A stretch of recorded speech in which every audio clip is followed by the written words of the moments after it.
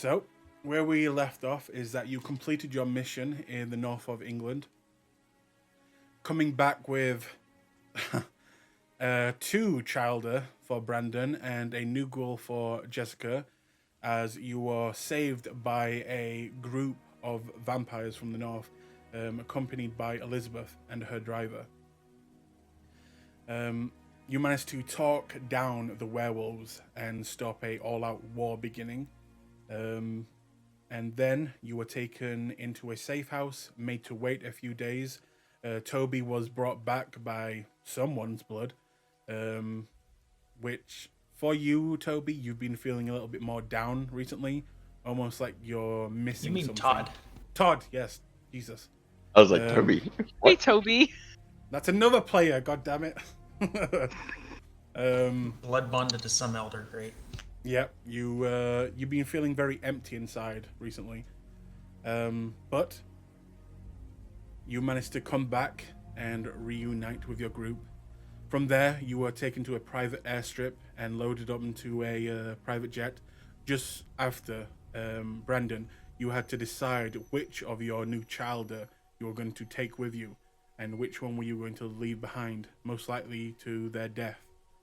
You decided to take Alice, to the horror of Tommy. From there, you were given two objects from what you were told. A representative delivered from Mithras. You were given a letter with a secret message hidden inside for some reason, and a number of coins that you now know to be made with magic and be very, very old, covered in writing that is not common to any of you, even the archaeologists with you. And that is where we're going to pick up, back on the plane. And now, inside the plane, there's one thing that kind of has you all worried, and that is the windows, as there are no, latches or things to cover them with. But why would they load you onto this type of plane? And you had just given out each of you a coin. So, what would you like to do? Look around for a light-proof area. Okay. The only light-proof area on this plane would be the toilet, which is very small. Dibs on the toilet. Can I roll an insight check into the window? plane? Yeah. You cannot insight a object. But Well, you no, can... like insight for like why they would. Oh, okay. Yeah, sure. Make me a. In fact, let me get these up. Make me a wits insight. I'll also say that everyone gets back some willpower as well, Wits. unless you have taken willpower damage. There it is. There it is.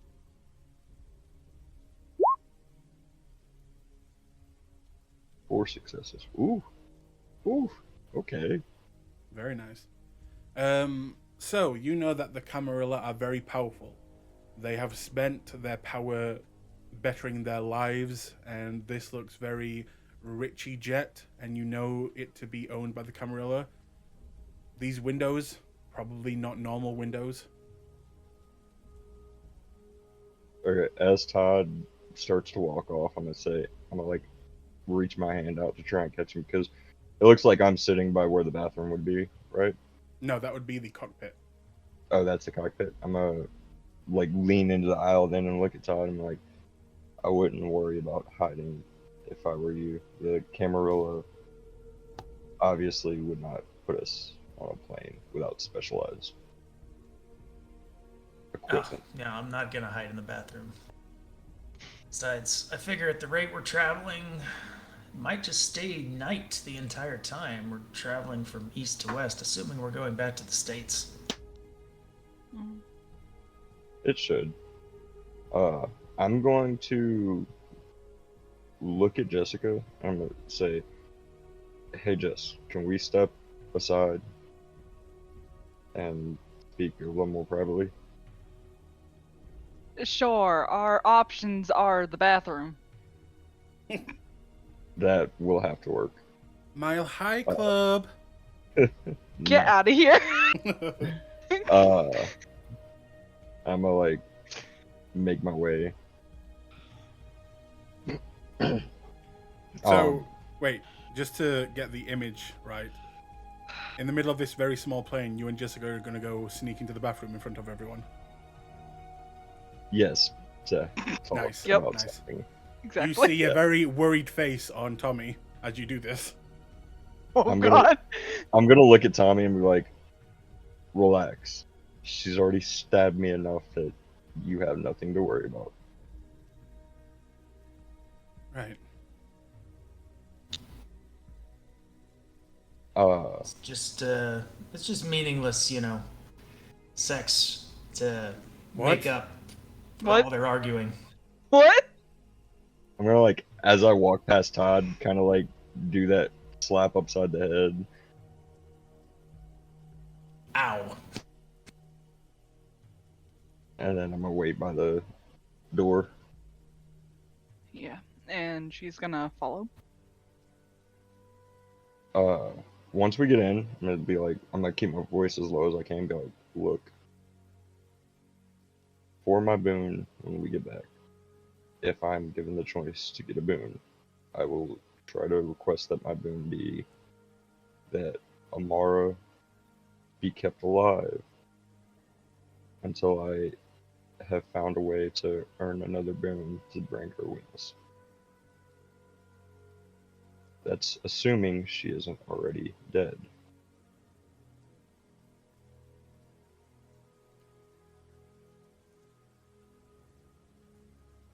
Listen.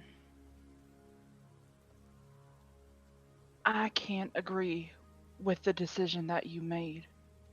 Bringing the woman that helped kidnap you, who we can't really trust, onto a plane with us.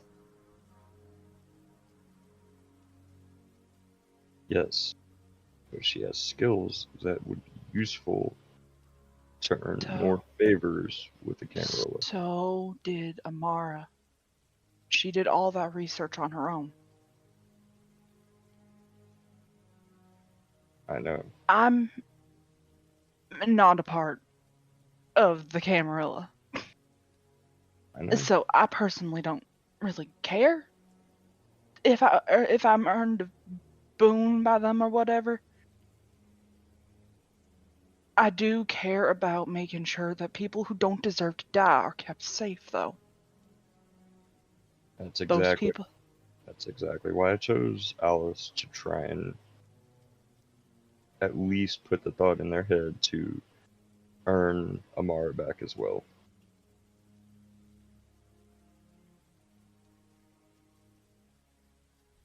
It was not my intention to lose either one. I know. I'm willing to trust you on this. Worst comes to worst, I may have to make Tommy forget about Amara. I'm hoping it doesn't come to that. Could you roll me a occult intelligence? Me? Yep. It would be cruel for me to ask that of Jessica. I already do so many rolls that I'm not prepared for. I will attempt to rouse for this one. Oh God. Okay. So, intelligence. Everyone's looking very hungry. Yeah. Do Yeah. they provide us with any food or anything on this plane? You have not looked. I might have to do that after. 4 successes. Because I got Okay. some Aggie damage to freaking. So, you know of a Ventru that have this same ability. It is a very rare and powerful ability in your clan. Now, it has its limits. As you know for a fact that, yes, you can take away people and change people's memories, but it is over a certain period of time. It is not someone's whole life, but with many sessions, that can become a thing. But you would also know with A4 that with that many sessions of changing someone's mind, you would most likely change Tommy into Amara, mentally speaking. And out of game, if you read it, I believe it can do only a certain amount of time. It isn't like you can erase someone from someone's life, that they've No, known for years. But you could do that the with goal many sessions, but it would most the likely goal turn. wasn't to like fully. I know I worded it wrong. The goal wasn't to like fully brain wipe him of Amara, but it was like to change what he thinks happened to her. Okay, then yes, that would be more feasible. It will probably Yeah. still take a few sessions to do, but probably not, scramble his mind. Yeah. And on that, I will leave as I need to go discuss some things with Alice. Brandon, Yes. before you go, I did some thinking over the last couple days, and Yes, I know. I owe you more knives. no, it's fuck the knives. Honestly, I don't.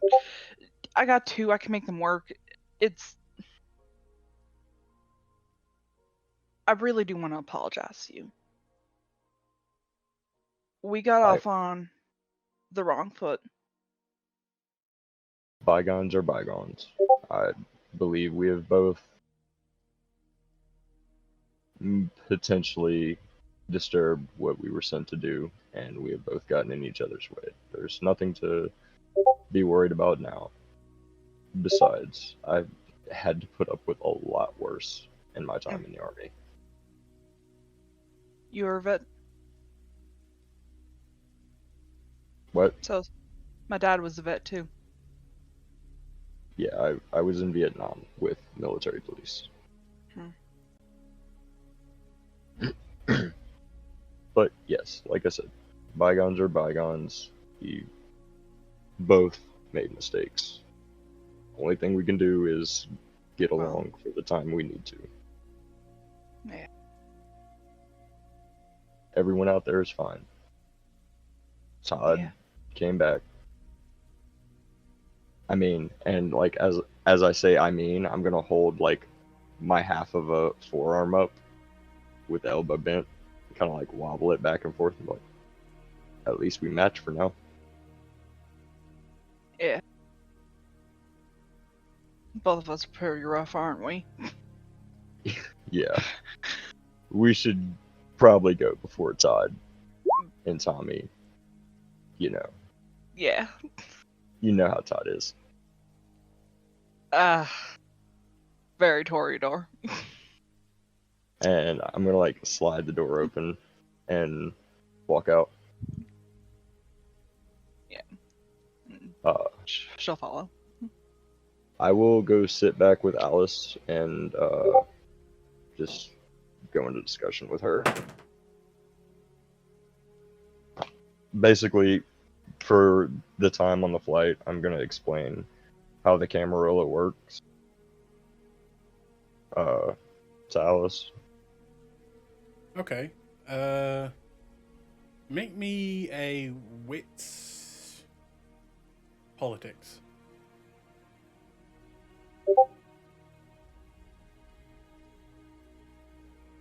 Some politics. I can do that. I can try to do that. Well, yeah, that's fine. Oh, whoa. Okay. Okay. I will willpower reroll that. You can do 2. Yes, please willpower that. At least I get one. Okay. With a 1,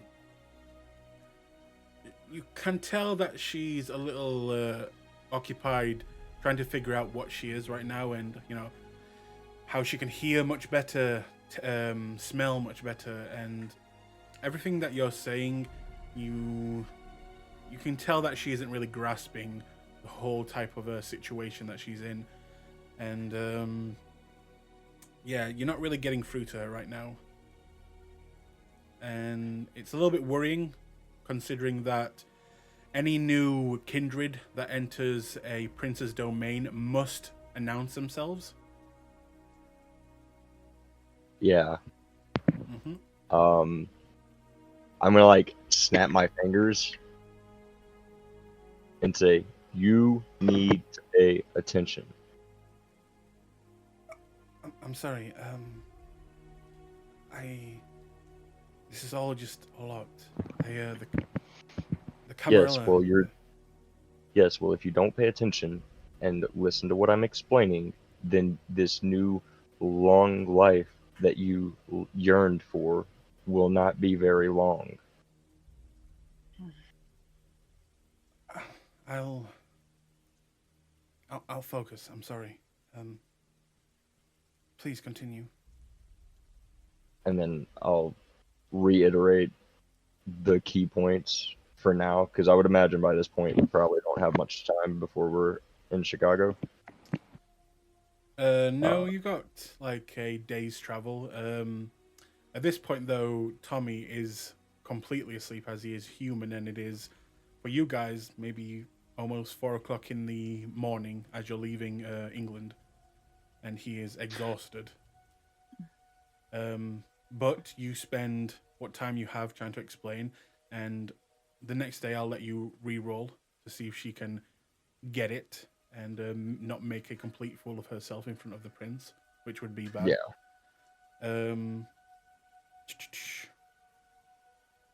Yes. Let me just make a note. I will go ahead and kick my feet up.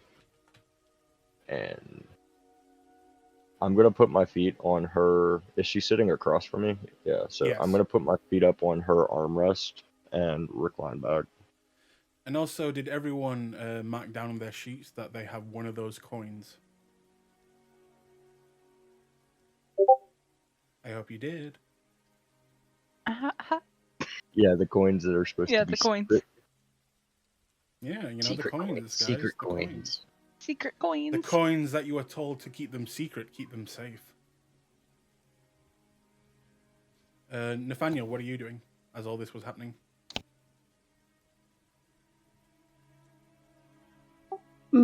He's just gonna observe everyone. Yeah, yes. He's also still a bit taken aback from the last few days' events, but yeah. Okay, the silent assassin that is Nathaniel Cross will study the others. Oh God. Okay. Did Jessica, did you want to look over the plane and see if you can find anything? Yeah. Okay, See if they provide us with any blood bags or anything. Wits investigation. I really hope so.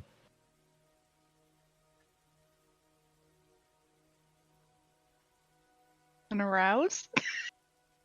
You can rouse if you want. It's dangerous. Yeah. She really needs to find those blood bags. I do. I really do. I mean, I only got 2 hunger, so I'm fine for now. I think me and D are the most hungry at the moment. No, Yeah. me, D, and Alice are all at 3 hunger. Oh my God. And now so is Jessica. Yes! You said what's investigation? Yep. Cool. There is Four a of very, very nice smelling person on this plane. 2, 3 of you. There is. Four of Shut No, up. 4 of you. are hungry. Any of you attack Tommy, I will attack you. Grr. 2 You successes. might attack Tommy. I got 2 successes. This isn't a Okay. big plane. With 2, you find a bomb under your. No, I'm just kidding. Okay, Jesus. Uh-oh. Hey guys. No, with a 2, you find a mini fridge that is hidden behind one of those, like secret compartments that look like a wall, but then you press on them and it pops out. Yep. Inside, you find a mini fridge with what looks to be a bunch of blood bags. Obviously hidden for, if any inspections happen on this plane, it can be stowed away. You also find what look to be a few weapons in this little compartment.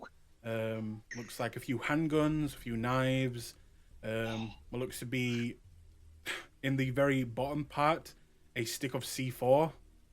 But other than that, nothing else. Hey, who's hungry? I'll look kind of awkwardly and be like, I am. Hopefully it's something decent. And she's just Depends, are they gonna. high? I don't know. These are bagged blood.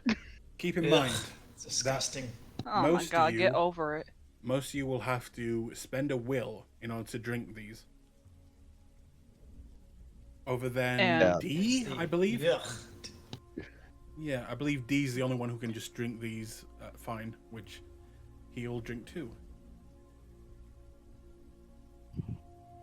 And we have to spend a will per bag, right? Yep. Alright.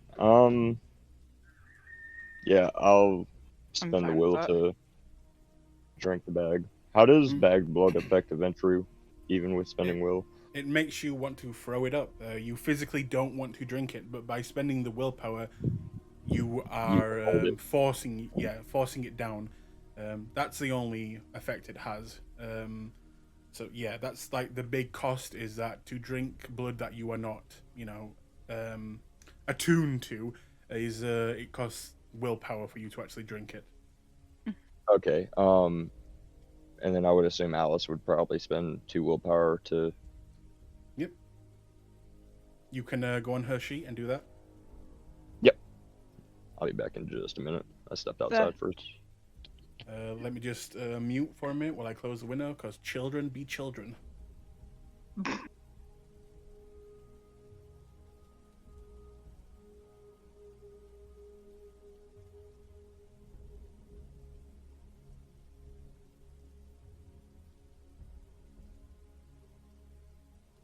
Luckily, Alice has plenty of willpower to be able to hold down bagged blood.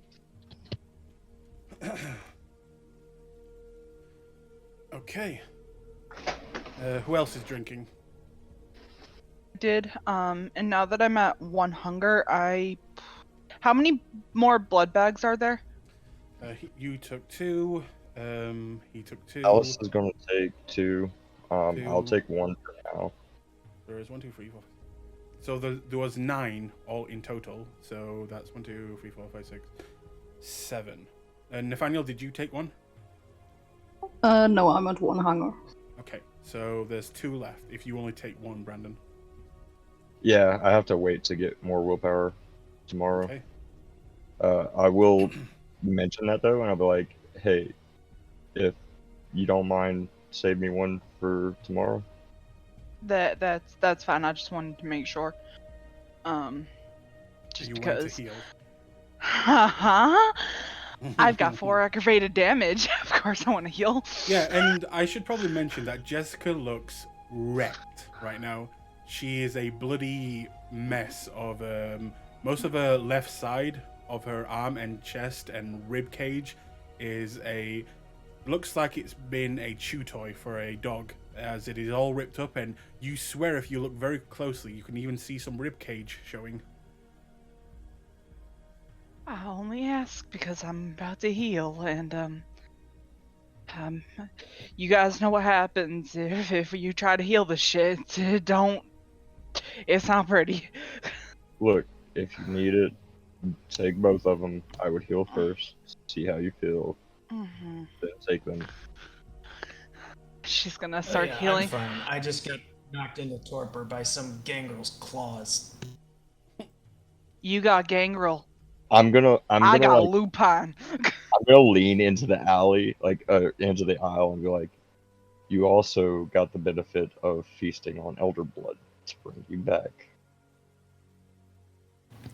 Yeah, it doesn't heal you.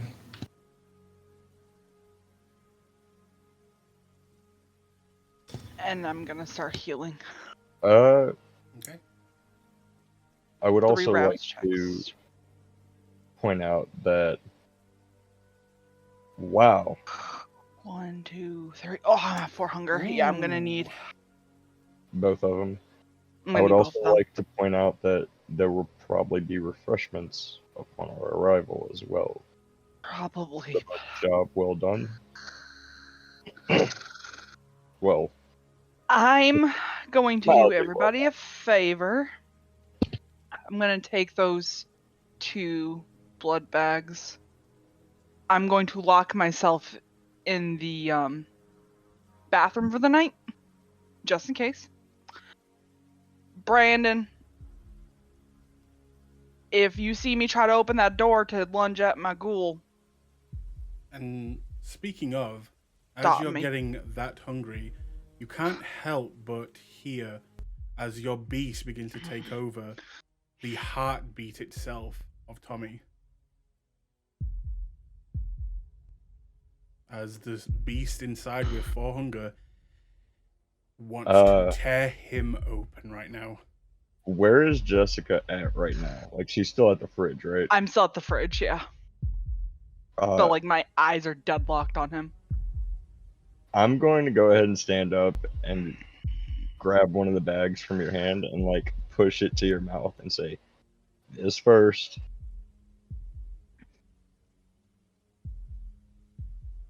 At the moment that he does, I'm gonna stumble back into the bathroom and shut the door. Okay. Question is, do you have any willpower left? I do. Okay, spend it. As that sound begins to fade away of the heartbeat.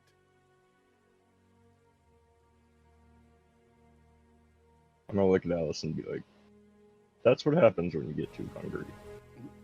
Bear that in mind." I'm gonna Oh, go ahead. spend the last willpower. I'm gonna spend the last willpower and slake one more. Okay, you're -2 to everything. That's fine. We're going to bed we're going to bed on this plane anyways.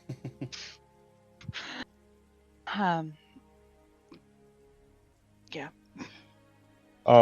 What is Alice's preference?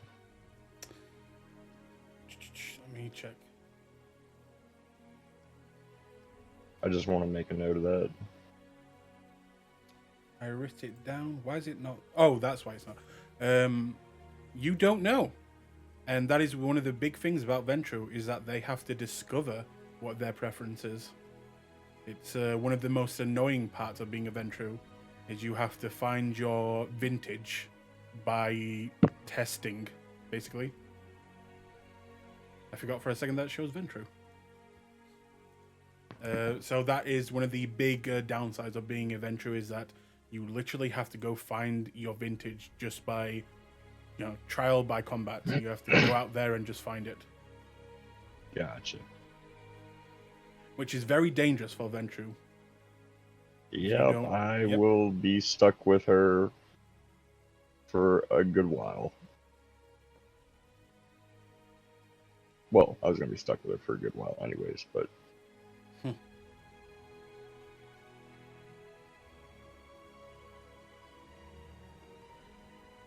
Okay. Anyone want to do anything? I'm going to go back to kicking my feet up on her armrest. And, like, as I go to close my eyes, I'm going to, like, not, like, full look at her, but, like, kind of corner eye her and say, "You're lucky I don't find the anger enough to repay the favor of being staked and watching everything happen." And close my eyes. Okay.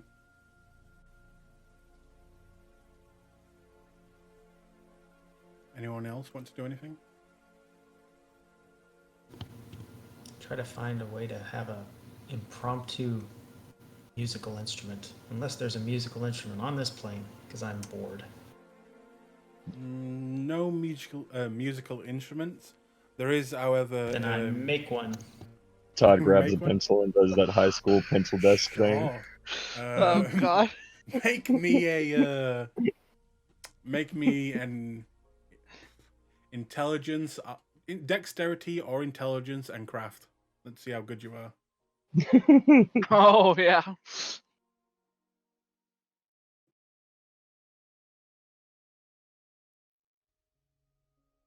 2.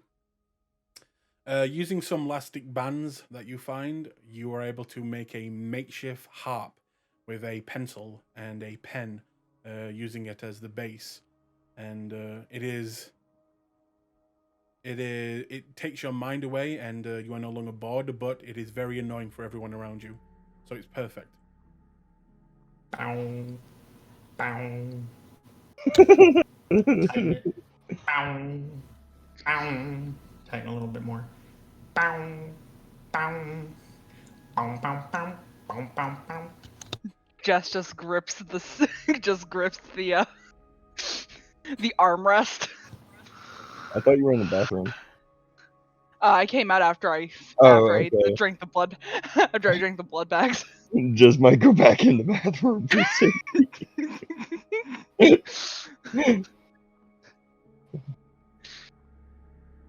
Okay. I've heard worse. Canteen I am a cups, world-renowned musician. canteen cups, and things like that. People get very bored in the field. Does anyone take anything from the small makeshift arsenal that is in this plane? What was in there? A few handguns, a few knives, and one stick. Well, not one stick, but one bar of C4.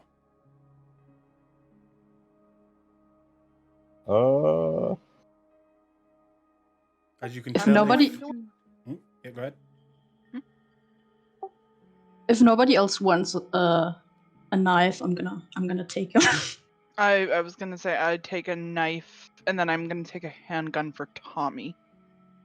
Okay. You can have a knife. I'm gonna take the C4. Of course you are. So. Did they take the policeman's pistol from me? Yes. That's fine. I got guns back in America.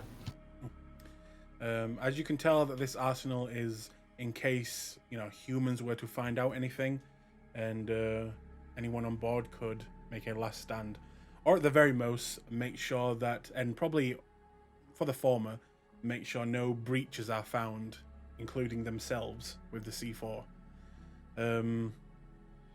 So the rogue of this party, Nathaniel, will take another knife, with his insane assassination abilities. Jessica, you'll take a knife and a gun for Tommy. And you will take a bomb, but he's not armed, so it is not. Yeah, no, dangerous. I'd imagine it'd just be some deck cord with a blasting cap, and yeah. So is it one of the pin pulls or is it one of the clackers for the Listen to detonator? this real soldier. God damn. Well, no, I'm curious there because Um, the pin pull, the pin snap is a lot more concealable. The clacker is, of course, pretty large. How to best describe my face right now? It looks, from what you can tell, it looks one of those that you stick into the actual C4, and then you have a trigger that is not connected. Okay, so it's a remote clacker? Yes. Gotcha. Okay. Anything else? I will take that as a no. Does this mean that you would like to sleep? Sorry, I was writing that down. I'm gonna gesture to the armory and say, you don't have to, but I would advise grabbing one. To Alice. Let me me just check. I don't think she has firearm. No. She will walk over, and you can very much see that. And you were the same when you were first turned, when you were first embraced. There is that wanting to impress, but also wanting to not get rejected by your sire. And she will just, stand and kind of just nod at you, and then very sheepishly walk by the others, and especially the sleeping Tommy, and go over and grab a knife and just kind of put it in her side pocket, and then come back to you, almost like a puppy would, as running back to their mother. You can definitely see that she is bonded to you right now.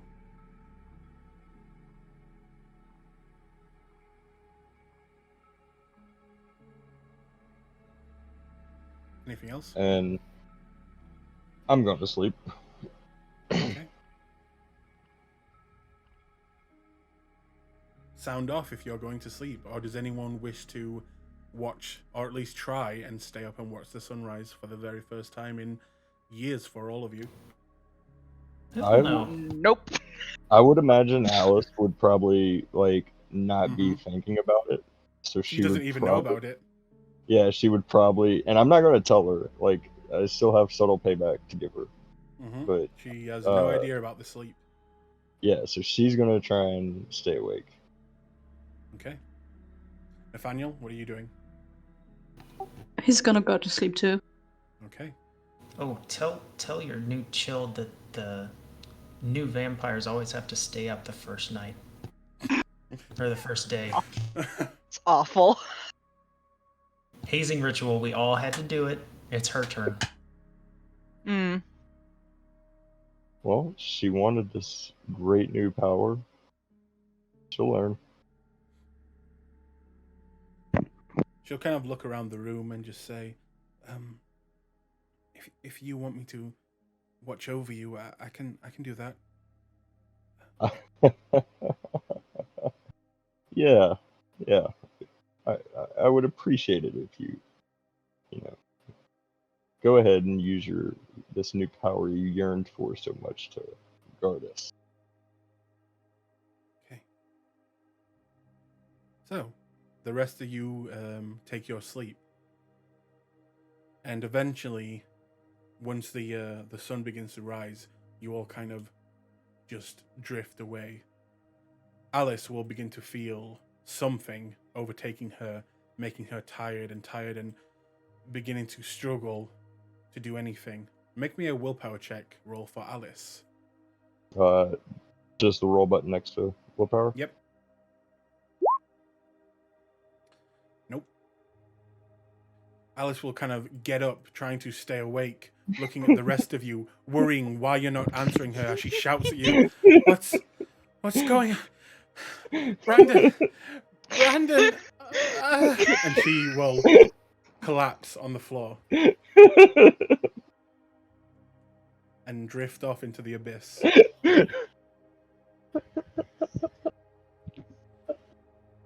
Now, before you all awake and you take another rouse check,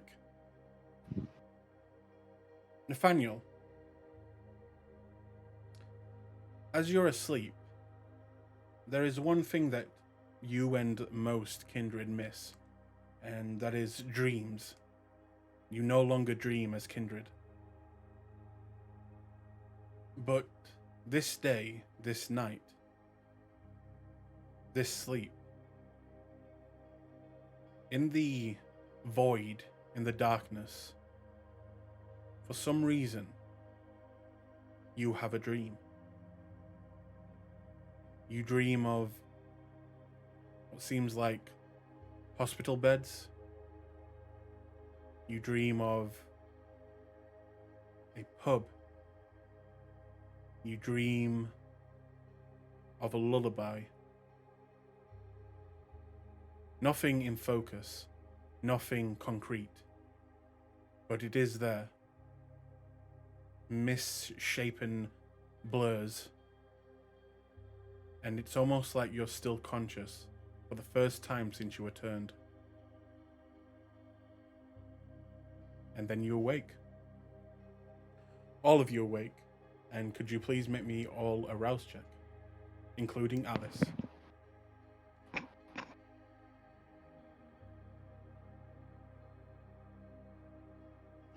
I would say poor girl, but she deserves this.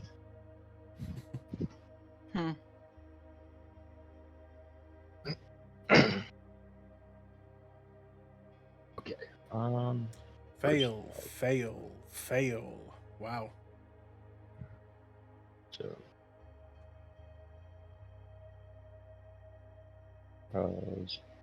bottom. We're all doing so good today. Fail. And then Let's see if D fails as well. haha. Ooh. D got a 10. Okay. So, Brandon and D are the only ones that managed to keep their composure. Also, Jessica, are you still not completely healed? Nope, I still have 3 aggravated. Okay. When you wake up, you have healed 1 superficial. Do I heal the superficial too? Yep. Because I was letting Any- my arm naturally grow. Anyone who is taken damage and who is blood potency 1 will heal 1 superficial if you have any damage.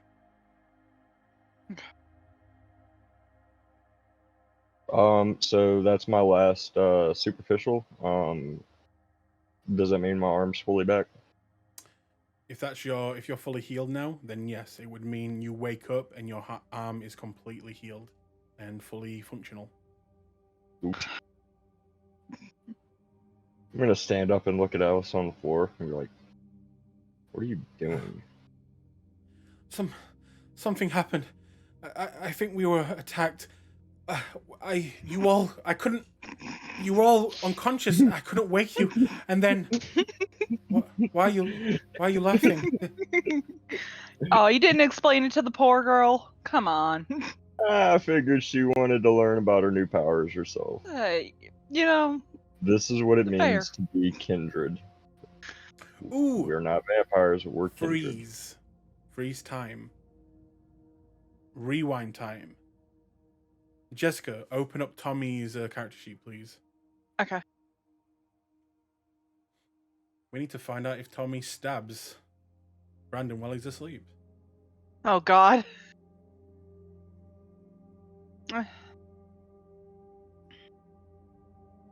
Make a willpower roll for him. Okay.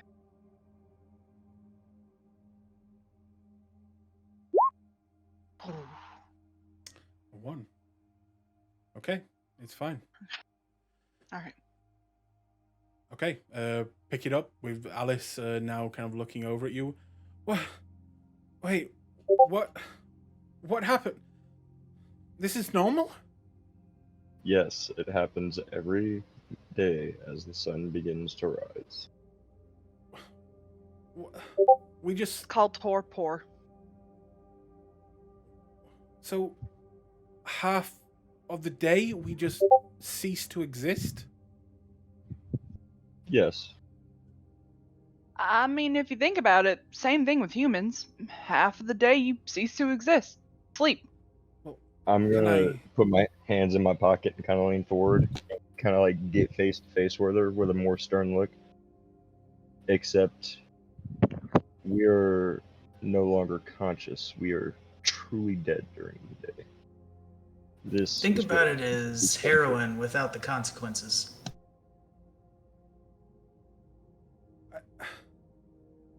But this wasn't in the book. I didn't know about this. Not everything would be in the book. She looks genuinely upset, but also very disappointed that she's just come to the realization that half of her existence is now just going to be in a coma. Now do you see why we are what we are? We can't stop this. You let yourself be manipulated so horrendously. I would imagine you would have not done what you did had you known this.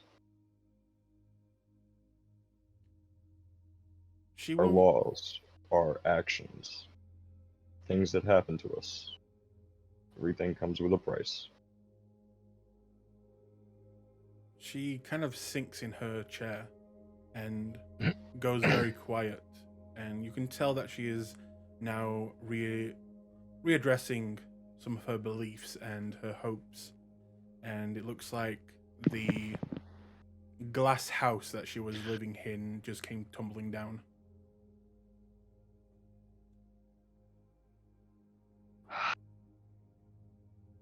Jess is gonna stand up and kind of squat next to her. Listen, it's a lot to get used to. I know. It gets a little bit easier as you start to kind of figure out what your gifts give you, how you like to feed. And it helps that you do have some people who know better. From Not behind all you, of us are lucky. from behind you, Jessica, you hear Tommy speak up from behind you and say, "Yeah, love, I'm sorry that it wasn't everything you wished for." And he has a big smile on his face. Don't mind him. Everybody in this situation had to sacrifice something. As Justice talking, I'm gonna like still have my hands in my pocket, but like looking out the window, and I'm not gonna look at Alice, and I'm gonna say, she's a little more sympathetic. I will keep you safe. I will explain things that will immediately harm you. But some things, as penance for what you did to me, what your people did to me, I will let you figure out on your own. Part of our clan is to be vengeful when dictated. Part So, of And be dicks when not being vengeful. yeah. And a big part of being a kindred is being self-sufficient. You will have to learn some things on your own. We can give you the basics, but we can't spoon feed you blood. We can't tell you what to do in situations. Just like it was when you were fully human. Your actions have consequences. I mean, look at Todd and I. We suffered the consequences of our actions pretty badly, if you couldn't see. Look at Brandon. He suffered the consequences We of his didn't actions. exactly choose to be there. But we had to pay for the consequences of his actions. And she points to Brandon. It's about being self-sufficient, but also learning to work as a team. I'm gonna when she looks at me and says the consequences of my actions, I'm gonna like emphasize, yes, consequences of my actions, which resulted from the greed of yours. And look at Alice. And Things come in a full circle. as you're all saying this to her, it seems to be kind of, you know, hit in, and you can see that she's kind of nodding along, and she's actually getting what you're saying, but at the same time, she's still feeling that sadness, and there is looks to be a small little red tear beginning to form in her eye, but she quickly kind of just wipes it away before it completely forms, and She just looks at you first, Jessica, and gives you a nod, and then looks over at you, Brandon, and just says, "Well, I guess I better get used to it, huh?" I'm gonna like do that thing where you like grit your teeth and keep your mouth closed, but like force a smile, and I'm gonna nod and say, "Yes, yes, you will. I will do what I can to keep you safe. However, I can't do everything." So if And it I'm gonna look helps, back out the window. Okay. if it helps, believe it or not, you have it a lot better than most of our kind. At least As Brandon's you offering you as you say the that, you help. hear from behind you again, Tommy. Very quietly this time, barely you can hear it. He just says, "Especially my sister." Very quietly, himself almost. When he says that, it's gonna kind of like hit in because Brandon's still kind of feeling some type of way. Uh, and Brandon's gonna like storm past Jess and get in Tommy's face and say, "Listen, Brandon, I have a plan. It's not of your concern. I will do what I can as I have promised you. Your sister also put herself in this position. You, however, didn't. Like I explained to Alice, like the rest of us have explained to her, you put yourself into a position to be in this situation. There are prices to pay. I will do what I can to get you reunited with your sister. I cannot promise anything, but I will do what I can. Your sister put herself in this situation. Don't blame any of us. How did Amara do that exactly?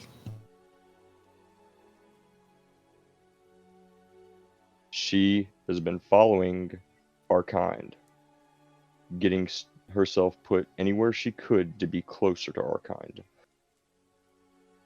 Don't you remember the notes? At this point, he just, again, very okay. quietly says, under his breath almost, "Sounds to me that she was just trying to help people from you." Okay. Yes, and I tried to help her. All If it right. wasn't for me, she would for sure be dead. At Brandon. least she has a chance. Brandon, I'm gonna like throw my hands up and huff, I know. I and know. then We're all in a stressful situation. It's best if we just breathe. I'm No gonna need to go. be picking fights in a plane. I'm gonna go sit back in my seat, cross my legs, and look back out the window. As Tommy I will was also saying, kind of just look out the window as well.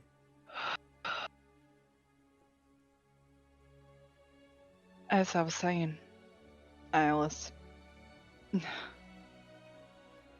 things can be a bit stressful, and it's gonna be hard. By no means did you sign up for a walk in the park, being what we are. But you have it better than a lot of kindred. Most of us don't even bother with our sires.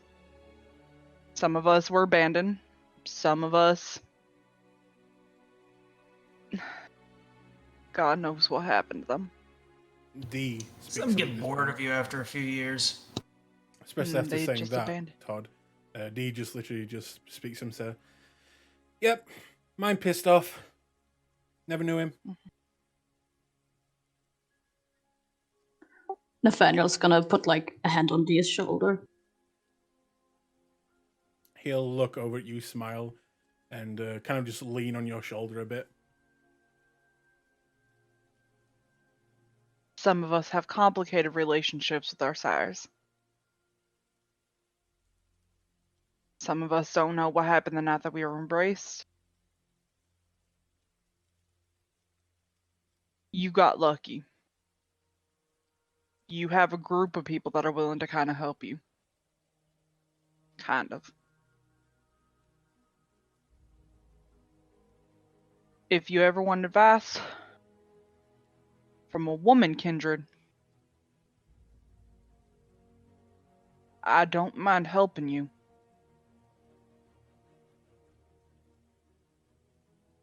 Because I know sometimes dealing with men are... She'll smirk at that. And looking around the plane and thinking about something, you can see that she's thinking about something. She'll stand up, look at each of you, except she won't look at Tommy directly. She'll just kind of stare in his direction. And she'll just say, I'm sorry for the part that I played. Thank you.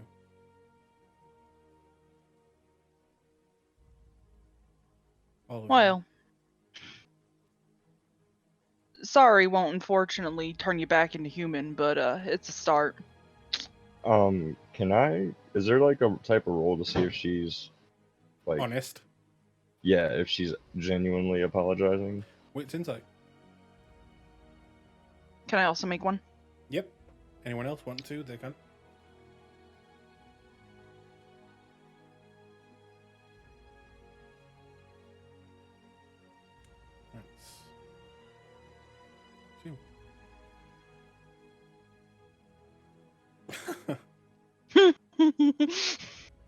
Okay. Nathaniel and Jessica, you can both tell that she is being honest to a point. And, you can tell that she is saying this, yes, because she honestly does feel bad.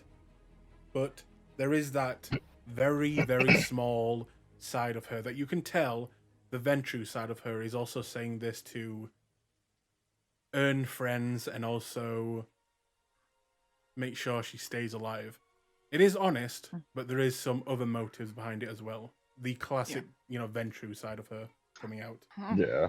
Can That's exactly what I was asking. I was like, I don't trust a Ventru. I'm a Ventru. I don't trust a Ventru. I'd say with the one, Brandon, you can probably not see that it is genuine, but you can probably see that, the Ventru side is she's already becoming a fine, upstanding Ventru. She's playing the diplomat a little bit.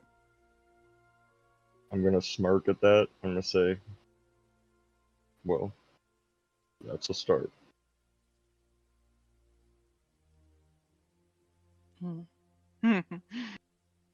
I gotta deal with another one of him. Great. Don't worry. Jess has volunteered to be your babysitter. No, yeah, I mean, she did I'm say already girl regretting talk. that. But I'm not joking when I say I would rather help somebody get their footing and not instantly die than I know a lot of kindred that don't make it their first couple months. She will stand up after sitting back down, and after you say that, she'll just say, "Thank you. Your name's Jessica, right?" Yeah. Well, I guess us Ventru have got to stick together. And you can see that she Not a actually thinks, Ventru. she doesn't know about all the clans. I'm gonna honey, laugh. No, I'm gonna no. laugh. Not a Ventru, honey. No. I'm what they call a Bruja. Oh, There okay. are different clans, you see. So I'm a Bruja. We're the rough and tough, and we like to solve They punch problems with things. our. We got a fighting spirit. willing to guess stick up for the little guy. then Bruja and Ventru probably get along perfectly. I'm guessing I'm gonna like cockeye and Jessica and be like, yeah, Oh, we're best friends. yeah, we get along great. We're so great. We're like two peas in pod.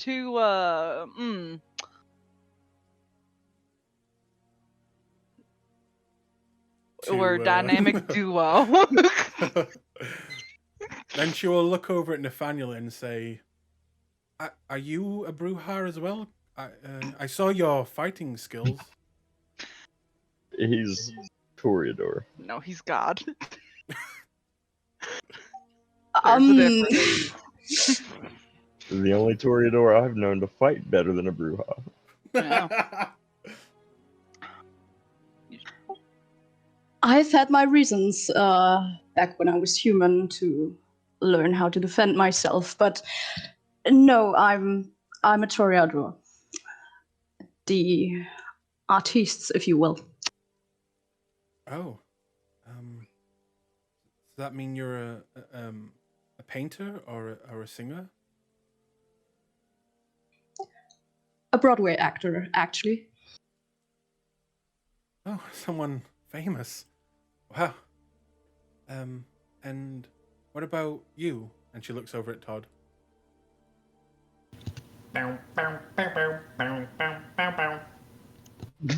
About to take a pair of scissors and cut them. Yeah, if you're I'm- gonna tell, he's Toreador too. I've almost got this working. It's not gonna work. And then she'll look over at D and kind of give him the eyes, like, "What are you?" And he'll just look at her and just say, "Oh, darling, I'm complicated. Trust me. Learn the basic clans first." Yeah. And she'll just nod politely. And it's not to say that you have to be a cookie cutter mold of the clan that you're in. I'm a Bruja. I'm a dancer. That's Toreador. And he fights like a Bruja. Well, are there many academics in Clan Ventru? Looking at you, Brendan. I'm sure. Would Brandon know? Like, I feel like Honestly, the academics would mostly go to, yeah, not really. More the Ventru side unless is they're more like elder who have been alive long enough to learn. I feel Really? like academics would mostly be in like Tremere. Yes. Also, weirdly enough, academics are, at least the older ones, are in Clan Bruja. Believe it or not, Mhm. they used to be very big academics.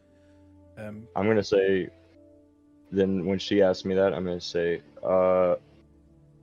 no. Traditionally, Bruja for the academics.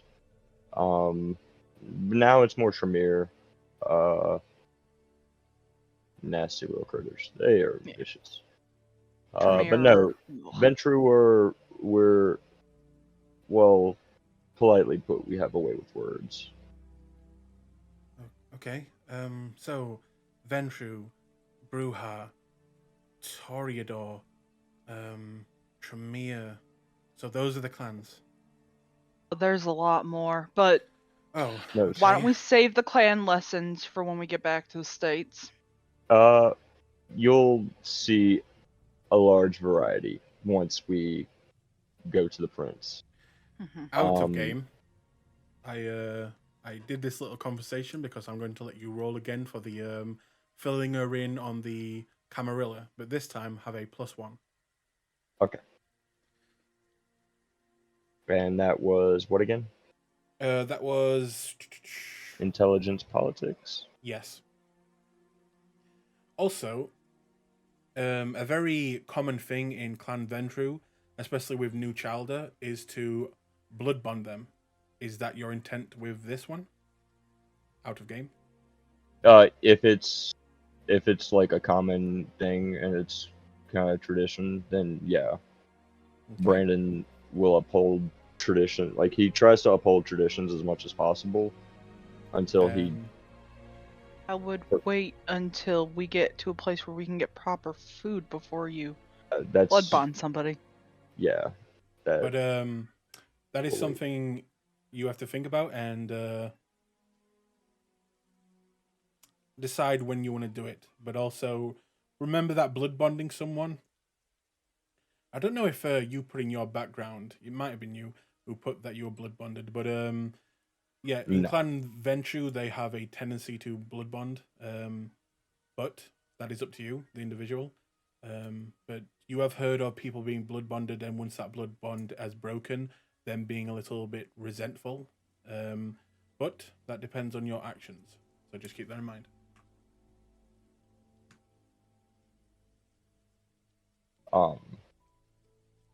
Yeah. I'll wait as I rolled 3 successes. Great. And then like Okay. I'll explain the blood bonding to her, but tell her that I'm not gonna do it here and now. And explain that it's basically a formality. Okay. Well, to move things along, I'll say that during the rest of the ride, you explain this. She doesn't take it well, and no person about losing a part of their free will would ever take it well. Yeah. Knowing that you'd be pretty much enslaved to someone else, at least for the time being. So she definitely doesn't take it well, but well, when it comes time, we'll see what happens.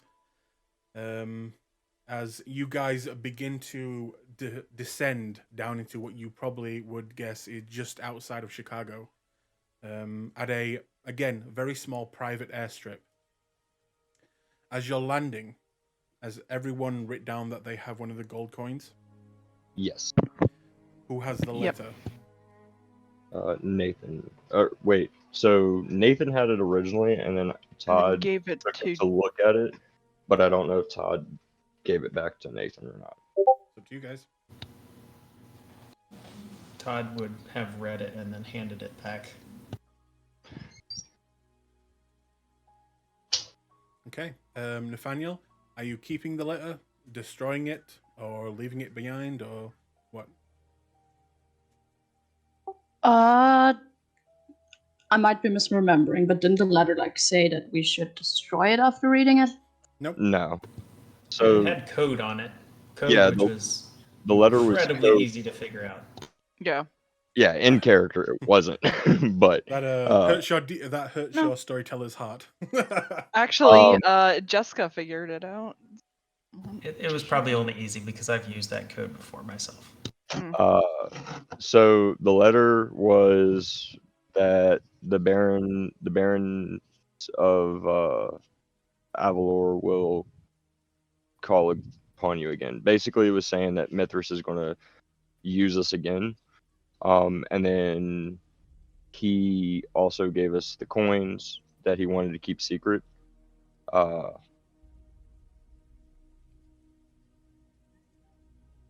So yeah. Phone calls. But yes, it said that there would be that they would need your services again for something, being very cryptic. The Would it baronies be of like- Avalon will call upon our services again. Would it be safe to assume that with Mithras being who he is and as secretive as he was about the coins, and with the letter being coded, would it be safe to assume that that's like a nobody else should see this type of thing? That's up to you guys. You don't know much about Mithras to really decide. The whole cloak and dagger, that a secret code in a letter, is very unusual in the first place. But it is up to you guys how you want to handle it. Before we step off the plane, I'm going to say, stand up, and I'm going to say, remember, no one knows we have these coins. No one sees these coins outside of us. And I would probably get rid of that letter so that no one sees it. Yeah. Of course. Though I probably should burn it after we've departed from the plane. I mean, Yeah, you not could. setting fire on plane is smart. I have a brilliant idea. Hey, Oh. Nate, you got that letter? Yep.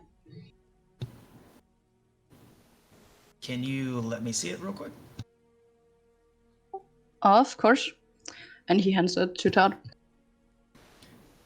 Todd will fold it into quarters a couple times to make easy seams, and then he will rip it into 4 pieces. Well, 5 pieces, I guess, because I'm forgetting Daharan's not here. There you go, 5 pieces. And one to each member of the coterie. Do what you want with it.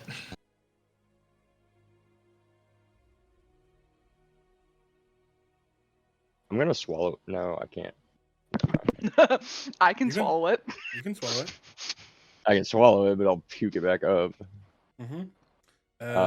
There's Can't one digest player work. in one of my other games that was very smart and surgically had like a little hidey spot inside his body because he's dead of just hiding very important things in his body, which was always Yeah. funny to me. Well, I have no medicine, and I'm going. Actually, Alice, as an archaeologist, I'm sure you've encountered some. I'm sorry, but Very- I'm not swallowing that. I'm not. And you can swallow it. You can't swallow it. Oh, I was going to say, as an archaeologist, you probably learned very useful hiding methods. she looks confused at the question, and she just stares at you for a moment. Why would I know that? I'm not Indiana Jones. You know that we don't really do that type of thing, right? I didn't go to college. I went to Vietnam. I mean, That should answer your question. we usually just work in labs and dust old things and archive them, identify them. That's kind of what we do. I'm just gonna shove it in my sock for Oh now. my god. Alice, I do want to say this. Adventures are about power. Adventures are also manipulative. Please don't speak a word of this. There are people who could promise you things, but I would like to say that you could potentially get greater benefits from keeping this secret. So you don't want me to talk about the letter, but I can talk about the coin? No, No. none of this leaves the plane. How am I supposed to research the coin if I can't ask questions to anyone? We'll have That's to the find. trick. Yes, we'll have to find other ways to do this. These come from somebody far more powerful than anyone you will meet on this side of the world. Okay, so vampire Jesus coins. Don't talk about them. Got it. We're also kindred. Kindred. Oh yeah, no, don't call us vampires. That's a bit of a taboo word. We prefer kindred. Some of us will call each other licks. That's a buddy word or an insult word or however you want to see it. But vampires is like nobody really calls each other that. She'll I would There's a assume. bit of a stigma.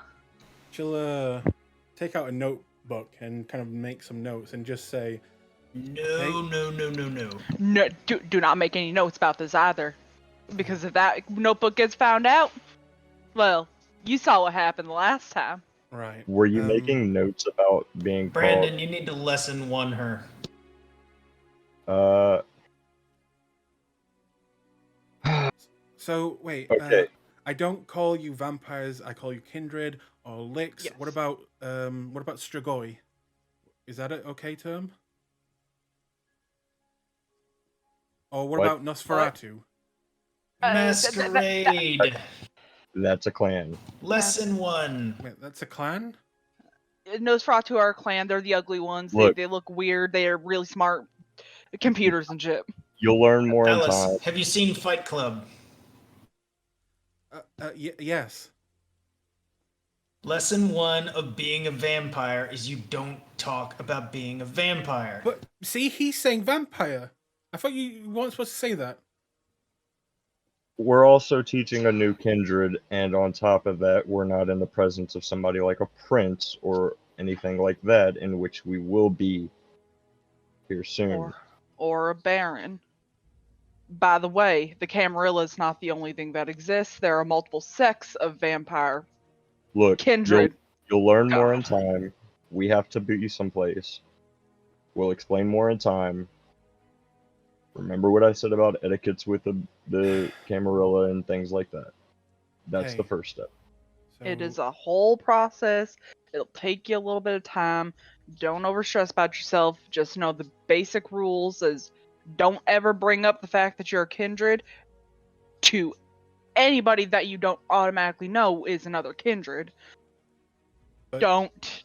I'm gonna shrug and I'm gonna say, on the bright side, you've got forever to learn it, as long as you're alive for forever. Forever asterisk. So, what are the rules with? And she'll go very quiet and just kind of point over to Tommy. He He's what we knows- call a ghoul. Ghouls are a little bit different. They are mortals that are bloodbound to us. Is Tommy awake at this point? He is, and he's kind of. You can tell that he's listening, and he looks as confused as Alice right now, kind of trying to connect all the dots on what you should and shouldn't be saying. I'm going to look at Jessica and say, if you don't want Tommy to end up brain fried like a certain somebody, you should probably explain this to him well enough so that he doesn't get brain fried like a certain who. I can hear you, Dick. Okay. Trying to protect you. Shut up. There's merit to what he's saying, Tommy. I don't want you to end up like a little puddle of mush either. Listen, it's important for everybody in this plane to realize if people find out what we are, bad things happen. I'm gonna go up to Tommy and I'm gonna try to explain in jock terms. I'm gonna be like, look, you were human, yes. You know about us, yes. Other humans do not know about us. When other humans do find out about us, creatures like me in my clan have abilities that can make you forget that you know about us. And stronger creatures in my clan can do stronger things. If you start to get too much, your brain go and then you have no mind. You'll... Jessica, please take Tommy to another corner of the plane. 1 second.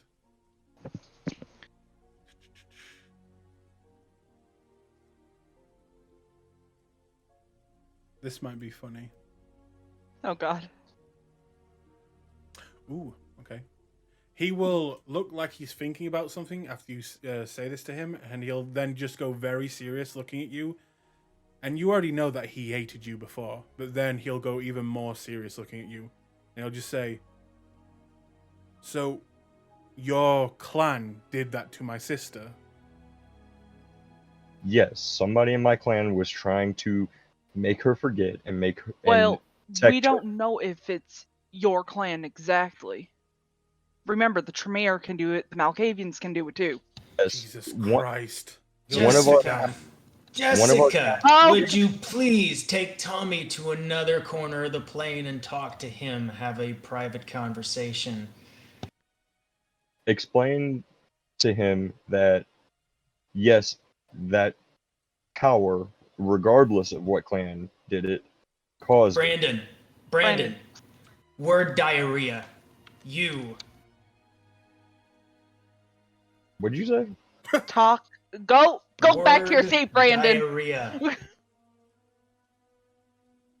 At that point, as you're all beginning to get very heated, and the discussion seems to be going round in circles with both the new ghoul and the new Chalder, you will see this back door open.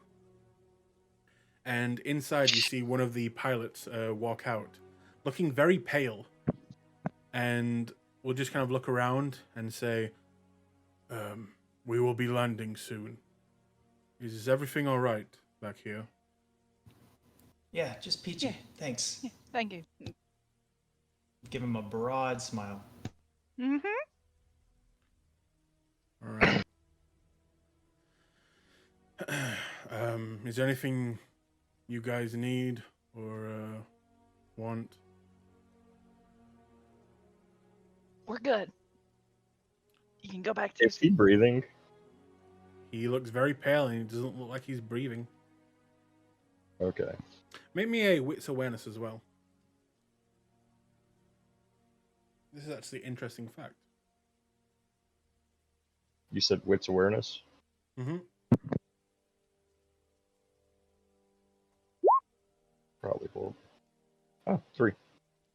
3. You see that he's wearing a ring with a symbol on it. And that symbol...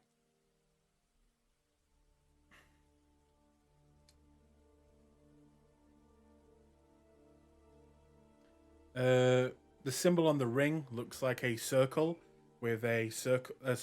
A circle with a dot in the middle, and it looks like spikes are coming out on all sides. With the circle in the middle has a line running down it.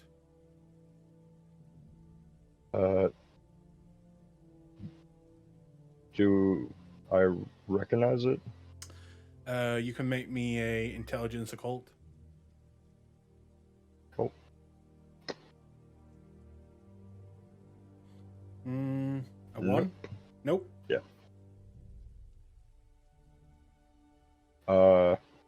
Alright, yeah. Can I try to remember that symbol though? Yep, sure. Okay.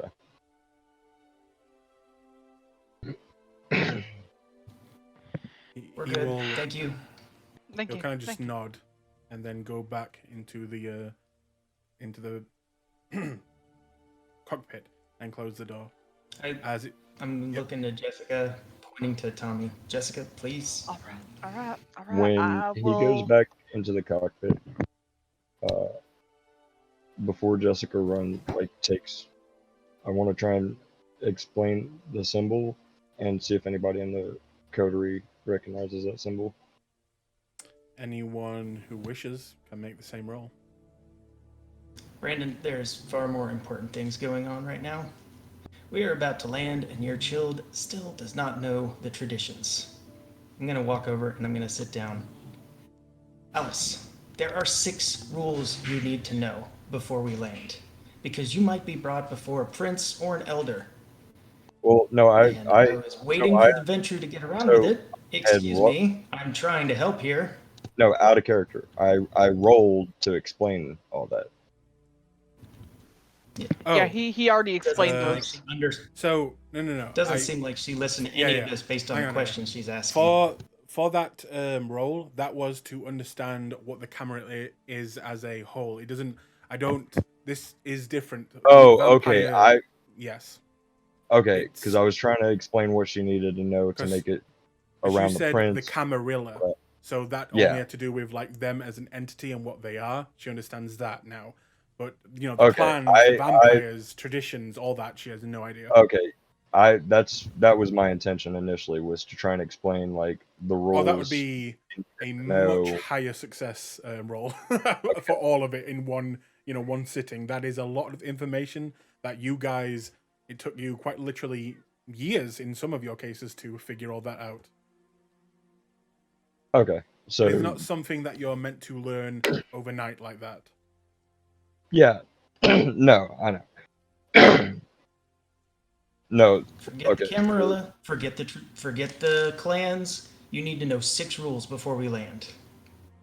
You need to know: do not talk about kindred unless you're talking to him or me or Jessica, or Dee, or Nathaniel, because we're the only other kindred that you know right now. If he tells you, and I'm pointing to Brandon, if he tells you that you can talk about being a kindred to another person, then you can do it. Otherwise, you keep your mouth shut. Understood? She'll nod quietly. All right. Second rule. Domain. Everybody has domain. Some people have shit domain. Princes have a lot. We're probably going to land in Chicago. Maybe we're going to land somewhere else. Who knows? I thought we were going to London. Doesn't matter. Point is, princes, very important. They have a lot of power. They have a lot of territory. You got to respect that power in their territory. Make sense? Again, looking very intimidated by you, will just nod and remain quiet. Third rule. Progeny. You don't make more of us. Period. Unless a prince goes out and tells you you can make more of us, you don't do it. Make sense? When he says that, I point to my arm. Say, yeah. Even though it's healed, I'm sure she would remember that my arm was cut off. So yeah. Yep. I'm gonna be like, Even by accident. See, he didn't even intend to make you. He made you anyway, and he had to pay the price. Which leads me to rule number 4. Are we good with rule number 3 before I move on? So, just a question, if I can. If I did make someone, they'd cut my arm off. no, Probably worse, kill no. you. worse. They would Probably probably just kill you. outright kill you. They'd And kill they'd probably you. kill him too. They'd And I kill. point to Brandon. Well, no, I got. No. This was okay. They'll kill her and then whoever she made. I'm getting to rule number 4, which is why they're going to kill you if she Yeah. makes another one. They would. He's kill you, responsible Brandon. for everything you do until you are released and until the prince says you are your own kindred, responsible for your own actions. Until the prince says that, he's responsible for everything you do. He will suffer the punishment for everything you do along with you. That means if you're going to get killed, he's going to get killed too. So don't fuck up because he's responsible for you. It's called the accounting. Make sense? She looks quite scared and just kind of quite hardly nods her head. Yes. So All right. in Rule in number like 5. You want to get that acceptance? Hospitality. You have to earn it. Honor the prince. Give the prince what's his or hers. There's a lot of female princes, but we still call him a prince. Doesn't matter. Point is, you have to earn your respect before you get the hospitality. That's when you can get released. Make sense?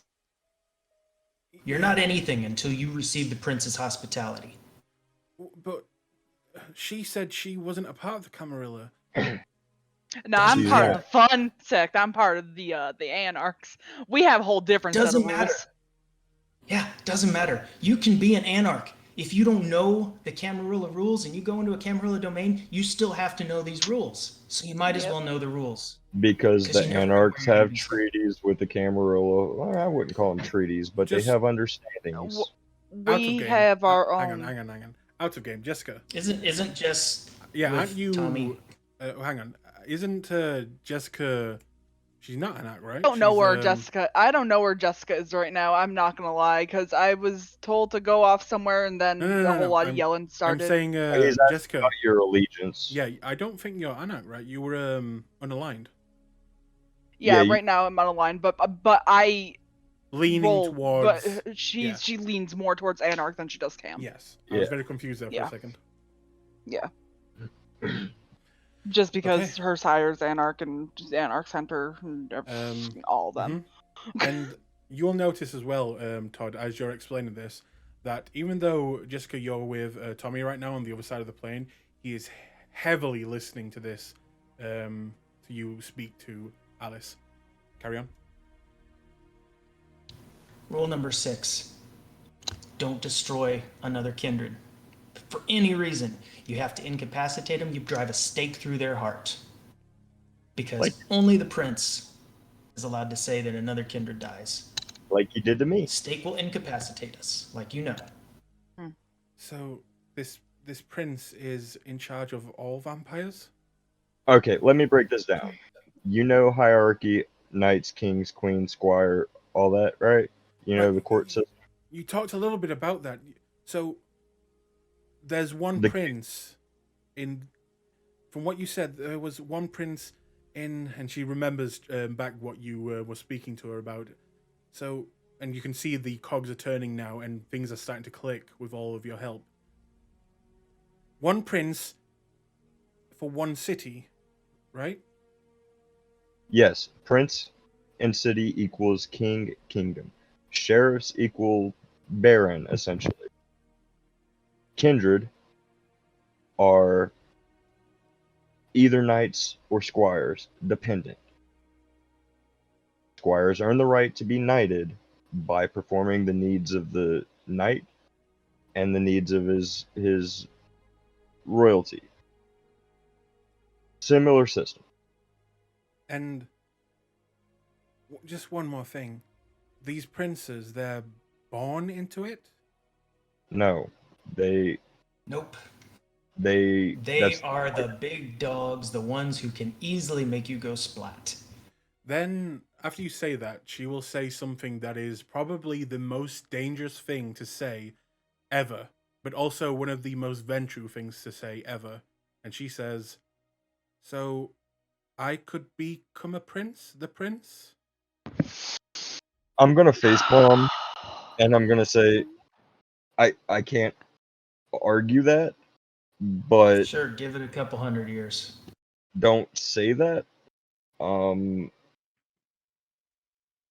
remember the No. part about our clan's manipulative? Yes. Every Ventru has their own desires. They keep it to themselves. Okay. Copy that. All right, those are the 6 cardinal rules. You remember those. You recite those to yourself over and over. You watch how the other kindred uphold the rules. That's all you have to know. I get up and I walk over and I sit down in my own seat. Thank you, Todd. I kind of wave as if to say you're welcome. And Is it one of those like nonchalant, whatever, you're welcome waves? Todd gives a lot of those. and at that point, you will all feel a jolt as the plane begins to hit pavement and begins to roll on the ground.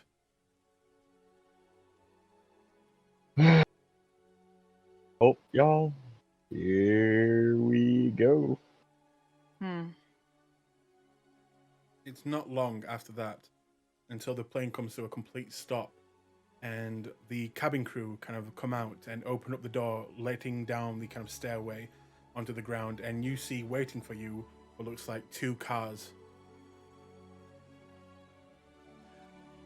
One thing you will notice though, the 2 cars look like ordinary cars. They don't look like, they were sent by the prince or anything. In fact, getting a closer look, they look like they may even be just normal taxis. I am so happy to get off this plane. I'm going to walk up to one of them and I want to check out the driver and see if they're breathing or if they're human or maybe any clues to. I Well- ain't trying to just roll up into a fucking random ass car. Going over, looking on the inside, you see a kind of overweight man with a big beard, and he is in the middle of eating a burger, which should tell you everything. Yeah. And he'll just look over to you and just say, "Oh, sorry, let me just put this away. You ready to go? Do you have any luggage with you?" What's our destination? I don't know. I was just told to pick you guys up. I guess the other one too. Fan-frickin-tastic. I'm going to hop into the back, and I'm going to pat him on the shoulder. I'm going to say, Gold Coast condominiums, please, and if you would really kick it, there will be an extra seat note in there for you. Oh, all right. What are the rest of you doing? I'm going to wave Alice over. Nathaniel, you coming? I'm planning a party. Of course, he's gonna get in with time. You too, I'm- D. There's room. You'll hop in. I'm getting into the other cab. Let's go. I'm gonna say, look, Alice, you're coming with me. We're going to my house. She'll just, as soon as you, in fact, get off the plane, she is almost holding on to your clothing. It is very, unsure about the situation, everything you've told her. She realizes that she's still in danger, and she is sticking very close to you at all times. And she just kind of nods along with anything you say right now, because she gets that you're probably the only thing that is standing between her and the true death. Yeah. So I'm gonna give the cab driver my address, and wait to see if anybody else is getting in this one. Jessica? Yeah. Jess and Tommy will hop in too, and she's gonna give the address to the Admiral Theater. Okay. The cars take off, and you are, for now, heading in the same direction. Is anything any of you would like to talk about or do in the cars? Hey I'm Jessica, gonna call Zindy. I'm telling her that we want to have a few friends over Okay. for dinner. hey Jessica, have you considered the Hector situation? Y'all seem to, and I'm like, when I say that, I'm gonna like kind of tilt my head a little bit, and this is me thinking back to the party.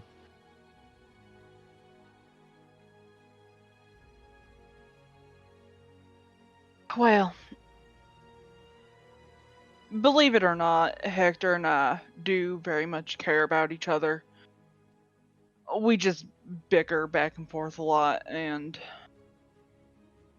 I mean, uh, for Tommy at least, like He'll turn he around seems at a that. little hot-headed, so maybe to prevent a little hot-headed rage bursting, might want to give him a heads up. Who's Hector? Tommy will say. Hector is my boss. Why would I have a problem with him then? We're close. What do you And mean? she just looks at him. Close.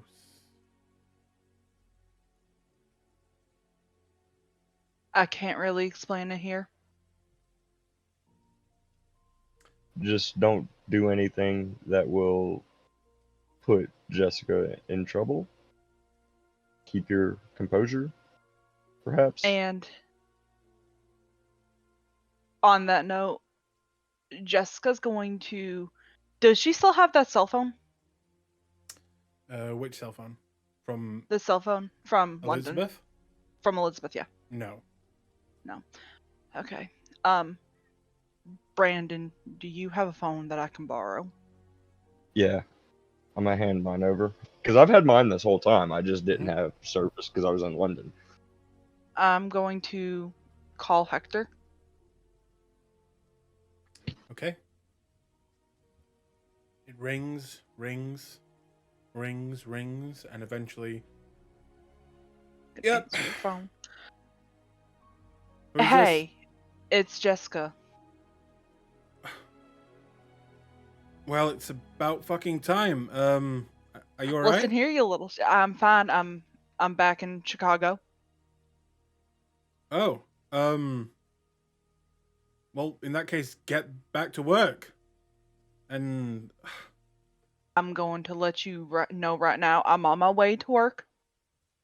I'm bringing a friend with me that I met in my time in England. His name is Tommy. I want you to be nice to him when I introduce you. I'm always nice. What do you mean?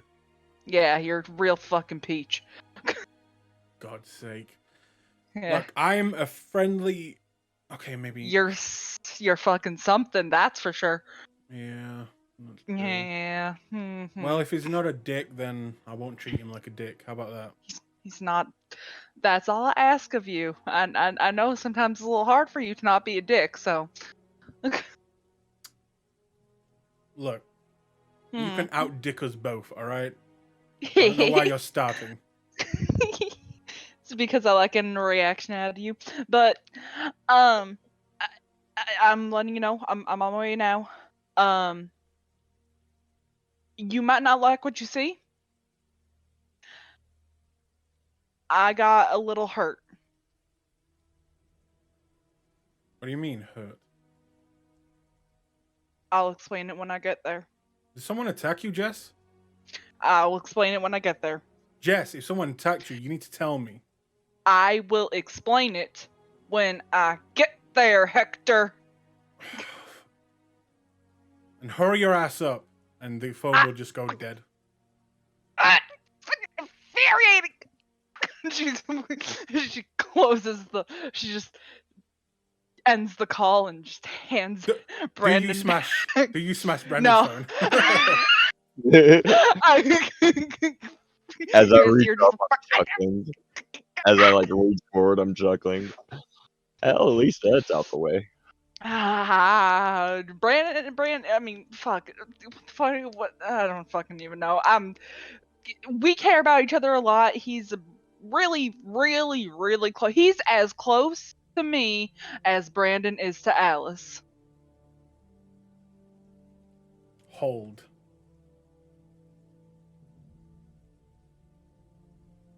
Did Tommy say that? Or I said that. I was like, hold, woman. No. That's how he lands himself a little slap across the face. Well, that's what I was like, because the way you said it, I was like, is that Tommy being like, Uh-oh. hold on. That's Free. Tommy asking for death. Free. So, as you say that, spark goes off in his mind, and you can see he realizes something. Oh, so this bloke's your daddy. Friend.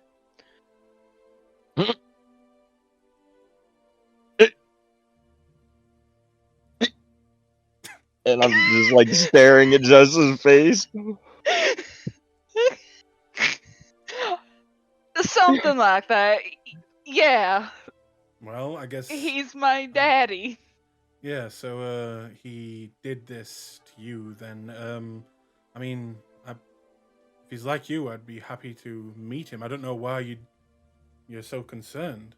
I mean, it's practically like your family, right? Hector's Uh, territorial. yeah, and also for us, it's not like a parent and child relationship. For us, some childer do have relations, so it was just to keep you calm-headed so that you didn't see their interactions and then think to go off. Alice's eyes widen a little bit as you say that, and It's not for everybody. he will begin to see what you're talking about, and you see him kind of connect the dots, and he will just plainly ask, "Are you? Wait, is this guy and you're in a relationship?" We're not in a relationship like that. Every clan has its own nature and demeanors and the way they act. Chalk it down to that. And the way that him and I are, the way that he brought me in as his own, stemmed from something else. So don't get hot-headed or anything like that. Don't put Jess in danger if you actually care about her. Hector is a good man. He will meet you. He'll see your physique. my physique. Wait, he's not gonna want to have sex with me, is he? No. I mean, no, I don't think so. I don't think he swings that way. I actually, no, he won't. But he might size you up a little bit. Be prepared for that. Right. I also don't know how he's going to handle the fact that I met another guy. We are what we are. And so he might be fine. He might want to fight you. Brujas might like wanna to fight. They're hot-headed. You'd We're be a, not all hot-headed, okay? Tommy, I'm you'd be a relatively great calm. Bruja. You'd be a great Bruja. Just saying. I'm not hot-headed. I'm hot, but I'm not hot-headed. But yeah, I'll try and get along with your ex, Daddy. not ex-daddy boyfriend. Thing. As long as he doesn't want to have sex with me, then I don't think he's gonna want to have sex with you. right now, Jess, I'm honestly still trying to get a hold of that the world isn't the world, if you know what I mean. I know. Well, I mean, you've already seen Us and Vampires. Or Us and Werewolves. Yeah, werewolves. That's also a thing that I found out. Vampires Oh, yeah, and there's- werewolves. Are we in the cab right now with the guy? Oh shit, you are! That's why I was speaking so vaguely. You know what? I will say that this all happened and it's okay because the driver has headphones on and he's listening to music very loud right now. I was Got it. I was just gonna mind wipe him to forget the cab ride. Because, like, I'm like sitting here like, regardless, why am I the only one not? regardless, I'm gonna mind wipe Fair enough. the cab driver anyways because I'm currently paranoid. As I've already, humans have already gotten to us. Yeah. So I'm gonna mind wipe the driver anyways because I don't want him knowing, like, there being a possibility to get back to us. Yeah. But yeah, so there's a whole line. Hector is really good at explaining this shit. He taught me everything that I know. Okay. If he's cool with me, I'll be cool with him. If he punches me, I'll punch him. If gets he in my punches you, face- What? be gentle. Just, both of you just got. I- I will be here to mediate, and trust me, he might be scary, but I wear the pants in our relationship. Some He reason I knows don't it. doubt that. Okay. God, that's been a lot. Wait a minute. Where's my dog? And he'll kind of just like remember. um. Oh my god. I'm sure they'll be all right. Someone will find him. I'm sure Zach will be perfectly fine. We'll get you another one. Right? Yeah, we'll go. We can go. You can go get yourself a little cute little, I don't know, wiener Holy dog or shit. beagle. Is What? this why my dog didn't like you? Yes. Yeah. Yes. Yeah. Not all of us. There Not- are very few of us who can be well with animals.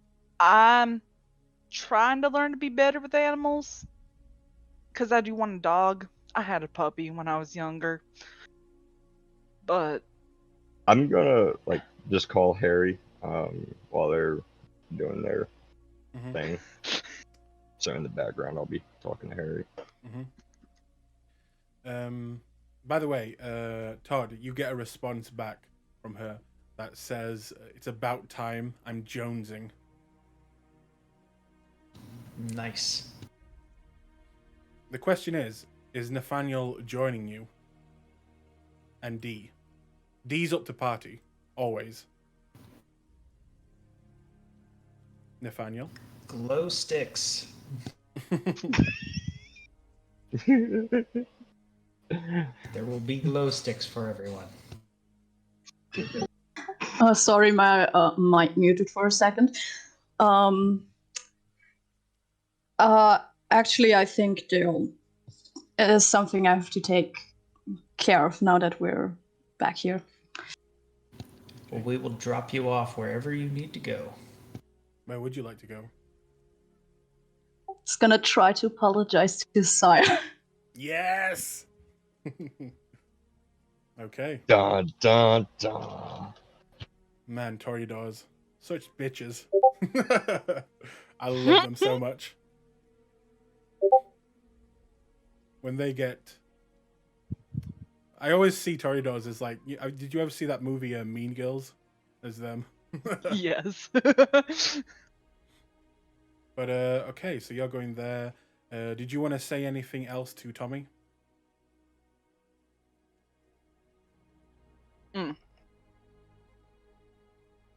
Nope. Okay. Do you want to say anything particular to Harry? I was basically just gonna call him and be like, "Hey, I'm on my way.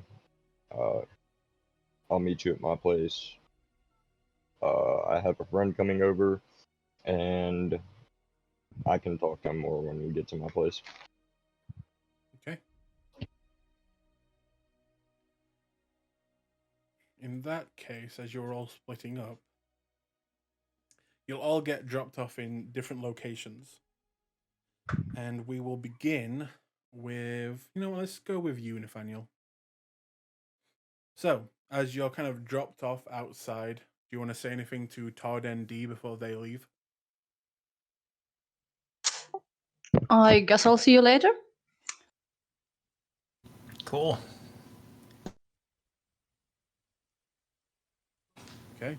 Don't forget to check in with Annabelle at some point. Let her know you're back.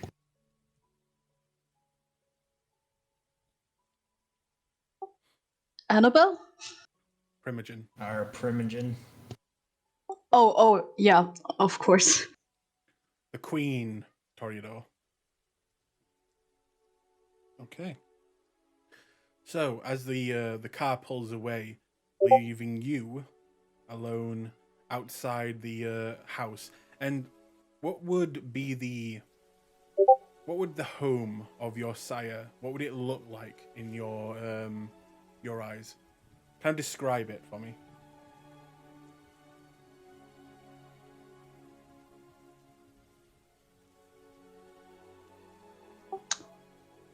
I'm guessing like a small one family kind of house. Mm-hmm. Okay. Then, do you just walk in? You would have a key, or do you want to, I don't know, sneak in? I mean, he probably has a key, but he's gonna knock this time. Okay. So, you knock and knock again. And it takes a moment. And then you begin to hear the locks. And the door kind of creaks open. And you see them. It looks for a second that he kind of looks like he wants to go for a hug. But then stops. As what happened the last time you saw him. And he'll just kind of... Huh. So you're back then? Yeah, I know I was a huge dick before I left, and I was nervous after meeting the prince, and I shouldn't have yeah, put it all on you.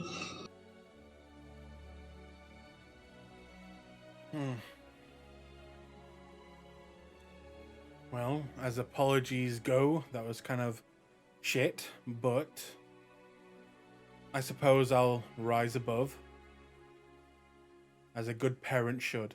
And he'll kind of just give a smile. Well, get inside. Come on. If his sire allows it, Nathaniel's gonna just hug him. You go in for the hug, and you can't help see the hesitation as you go in for the hug. And after a moment, and knowing how they feel about you, the arms will just kind of wrap around you and go into a very tight hug. And he'll just whisper, "There's my little star."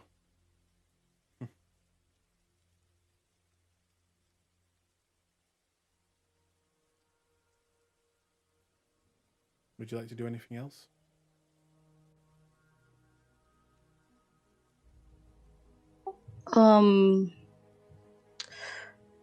They He's still gonna. look, Yeah? They look like they're. He's.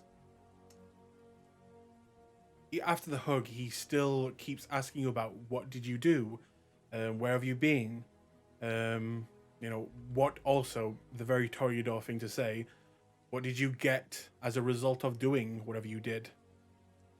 So the question is, how much do you tell them, and what exactly do you tell them, if anything?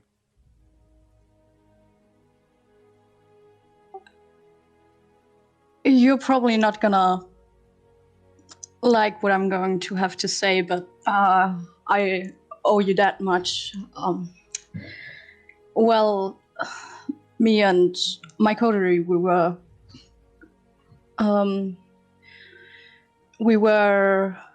sent to England to fix some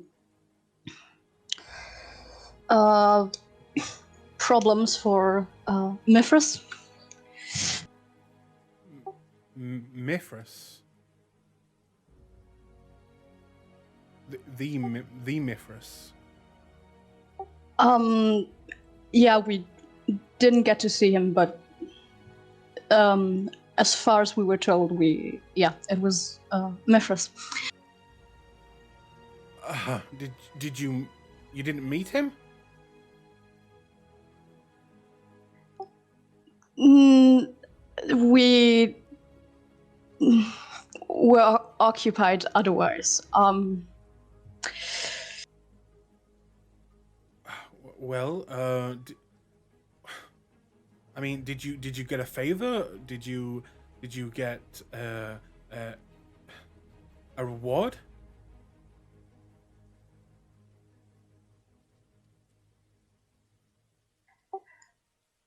Oh, I did. I did. And he sort of hesitates before taking out the coin and showing it to him. Hold. Dun dun dun. Oh boy. We already given away the secrets.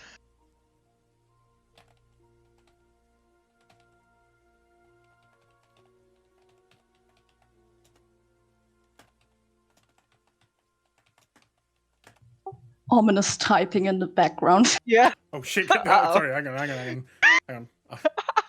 Can you still hear it? Yeah. God damn it. Okay, hang on. Ominous mouse clicking in the background.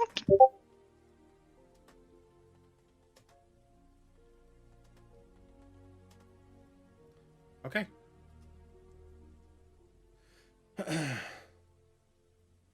So, you show them the coin, and they will kind of go to reach to take it from you. Do you let them?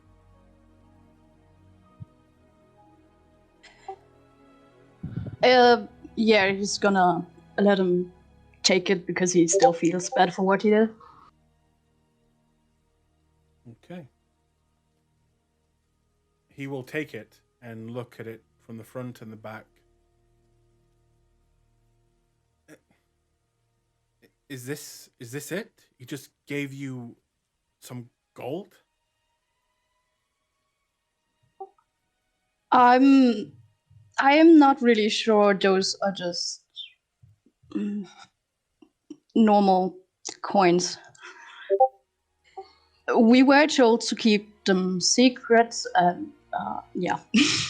But we don't know yet what, why we were gifted them. All right. Well, it's a pretty coin, and he'll kind of hand it back to you.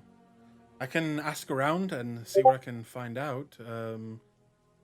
See if it signifies anything. I'll ask some of our clan members, see what they think. I'm not really sure if that's. I was told to keep them secret, and I don't know what's gonna happen if word goes out about the coins. You were told to keep them a secret? All right.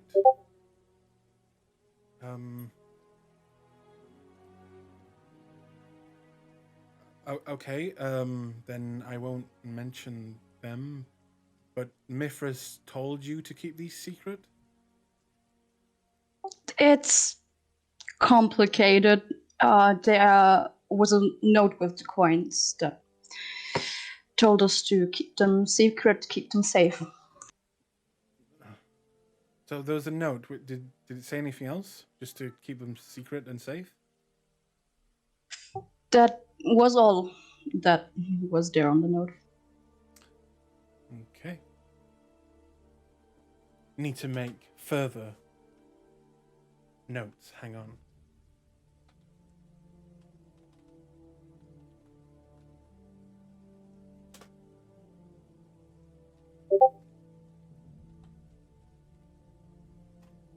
Okay.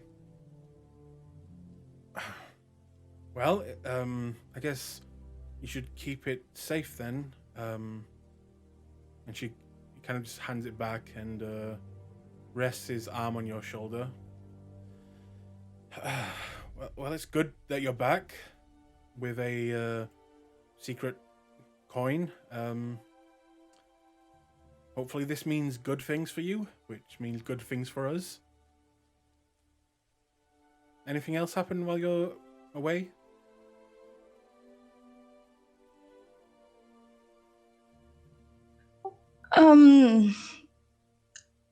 There, we might have found elder. It's a long story, really. Wait, you found an elder? What do you mean an elder? Well, there was a sarcophagus in the middle of the room in a castle, and they had medieval clothing on and rose sword.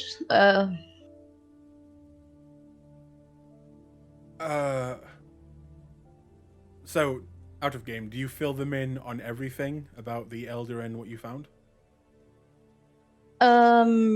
Not everything. He's gonna conveniently brush over the part where they all almost died. Okay. Hang on 1 second.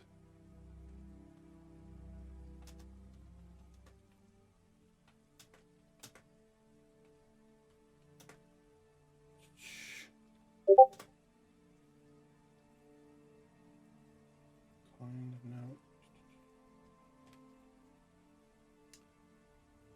Do you tell them about the dream you had?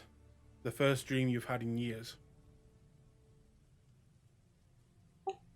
Yeah, he's gonna tell him about that because he's still confused by that. Okay.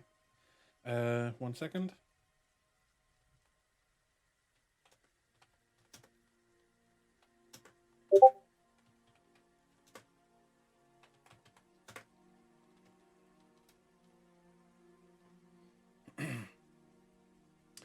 When you tell him about the dream, he will look at you with shock at first and then almost like humor. And he'll just say, haha. Yes, the coin is very nice, and the elder is insane, and you'll have to tell me more about that. But we don't. I'm sorry, Nathaniel, but we don't dream. It's. But I'm not sure if it was a dream, but all I know is that I was out because of the sunlight and there was something.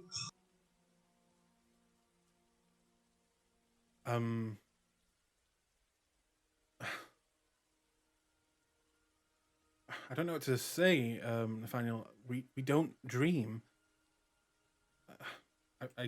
I've never had a dream. No one I know has ever had a dream.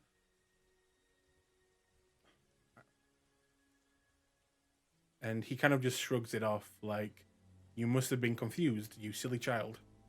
That type of mentality. And he'll just sit beside you and almost forcibly make you tell him about everything that happened and go over all the details. He will talk a lot about this elder, and he will begin to kind of almost take down notes. And at the end, he will say, well, whoever this elder is, he obviously owes you something, owes your coterie something, so we should follow that up. I will see what I can do. And of course, you always, Nathaniel, always collect your debts. That's very important.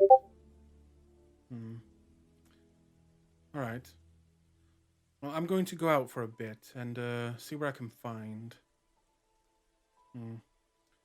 How are you doing, by the way? You have been feeding regularly, yes? Of course, I have been keeping my hunger in check. Good. All right. Well, is there anything else you want to tell me?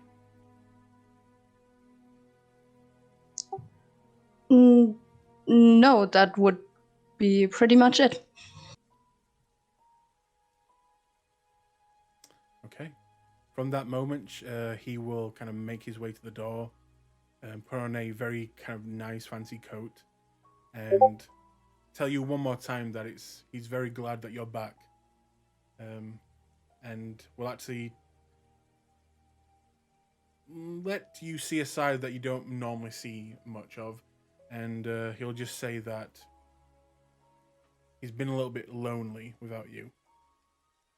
And with that, he'll vanish out the door, off to figure out what and who you discovered in England.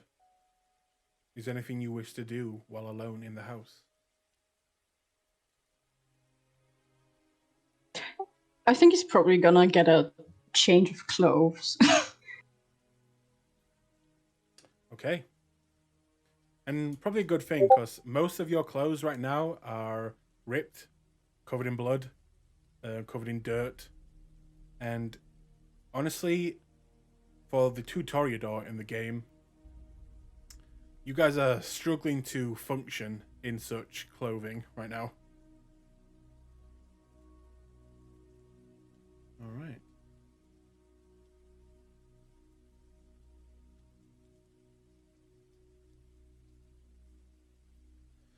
So, we will move next to... Let's let fate decide. 3. So, Jessica. Mhm. Eventually, you are dropped off outside the club with Tommy in tow. And do you want to say anything before Brandon and his new child leave?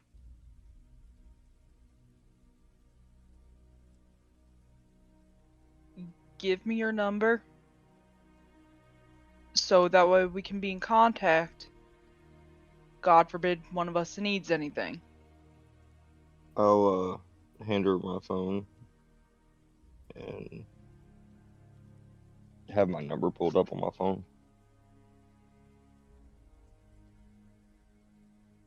She's probably just gonna steal a piece of paper or anything she can find from the taxi and pen. Just write it down.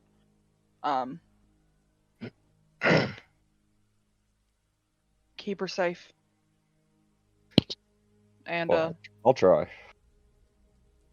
Do what I can. Miss Alice, my offer does still stand. If you ever want to learn from somebody who's a bit more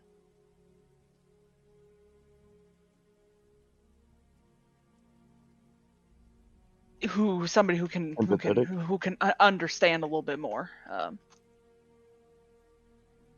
you feel free to reach out. I work here. Come find me. All right. I'll see you guys when we get summoned again. And I will nod. once they leave, she's gonna look to Tommy. What is this place? This is my place of work. Oh, I am a dancer. You're a ballet dancer? No. Oh, so what do you, what type of dancing?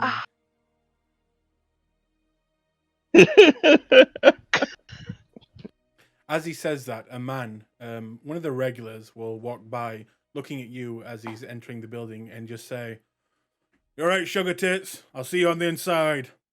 And he will kind of look at him and begin to walk towards him, like, "What did you just say?" I'm not hot-headed. You calm down. Remember what I told you? God, you really would make a perfect brewer. Never mind. Did you hear? He said. I know what he said. It's a part of my job. I'm an adult dancer. Oh.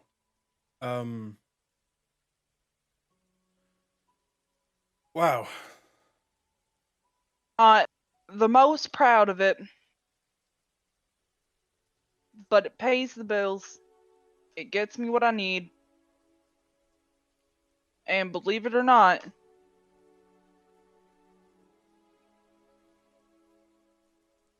I am better protected because of it.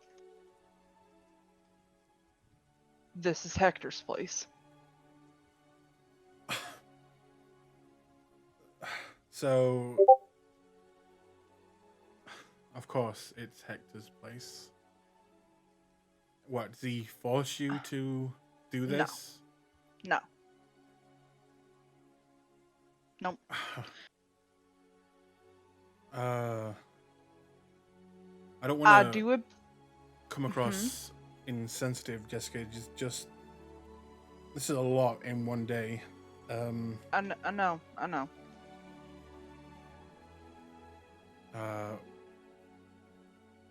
I mean, if you're safe and it's only dancing, right?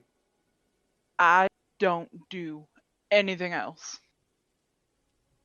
Most of us don't. You see him almost like accept what you're saying, and then you said most of us, and you watch him kind of frown again, and then he kind of looks at you and just say,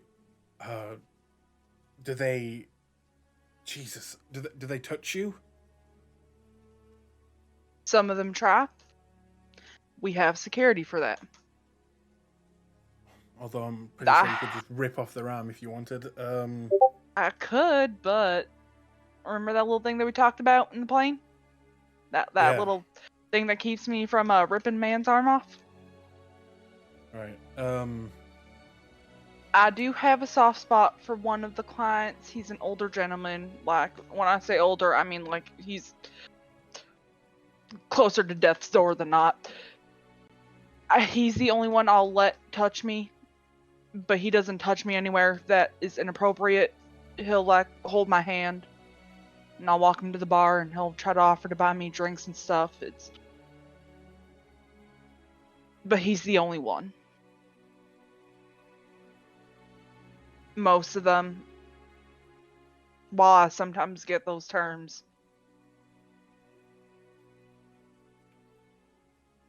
Honestly, If the when you told me you were this a Bruja, right?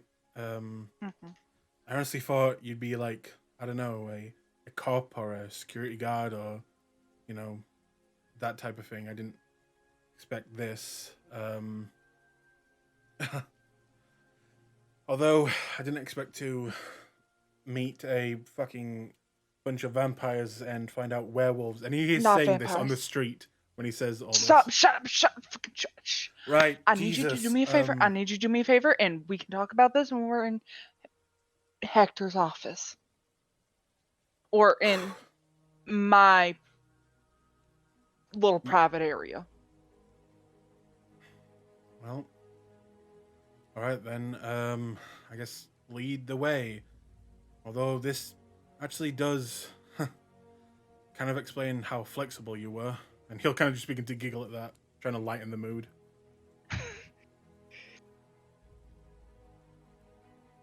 Let's just say that was only tip of the iceberg, and she's just gonna walk in. His eyes widen as he follows you.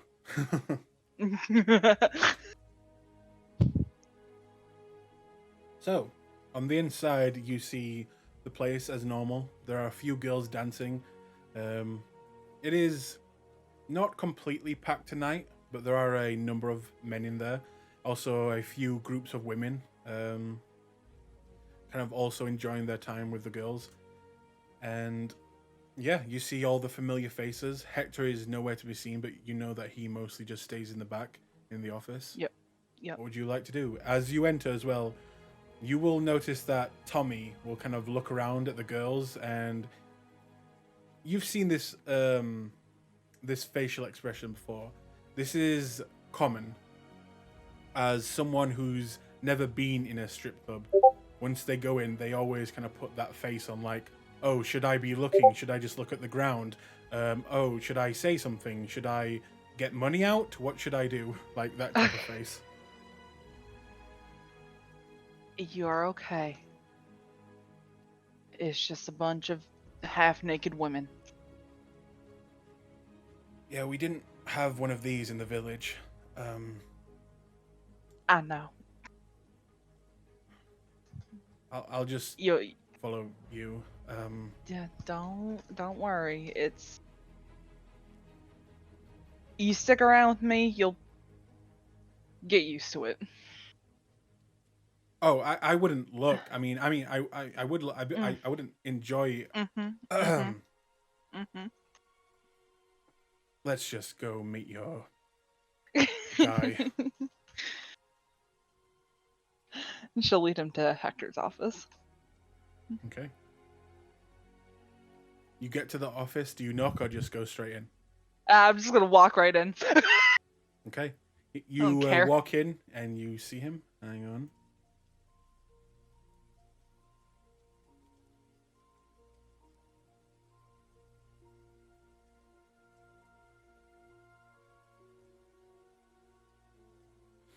You see him on the phone having a kind of deep conversation with someone, and as you walk in, the music will blast in as the door opens, and he'll just go, "Fox, yeah, can I just yeah, I'm gonna have to call you back.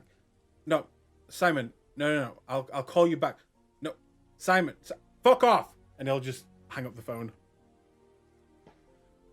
So you're back, and he'll stand up. I'm back. Uh, Hector.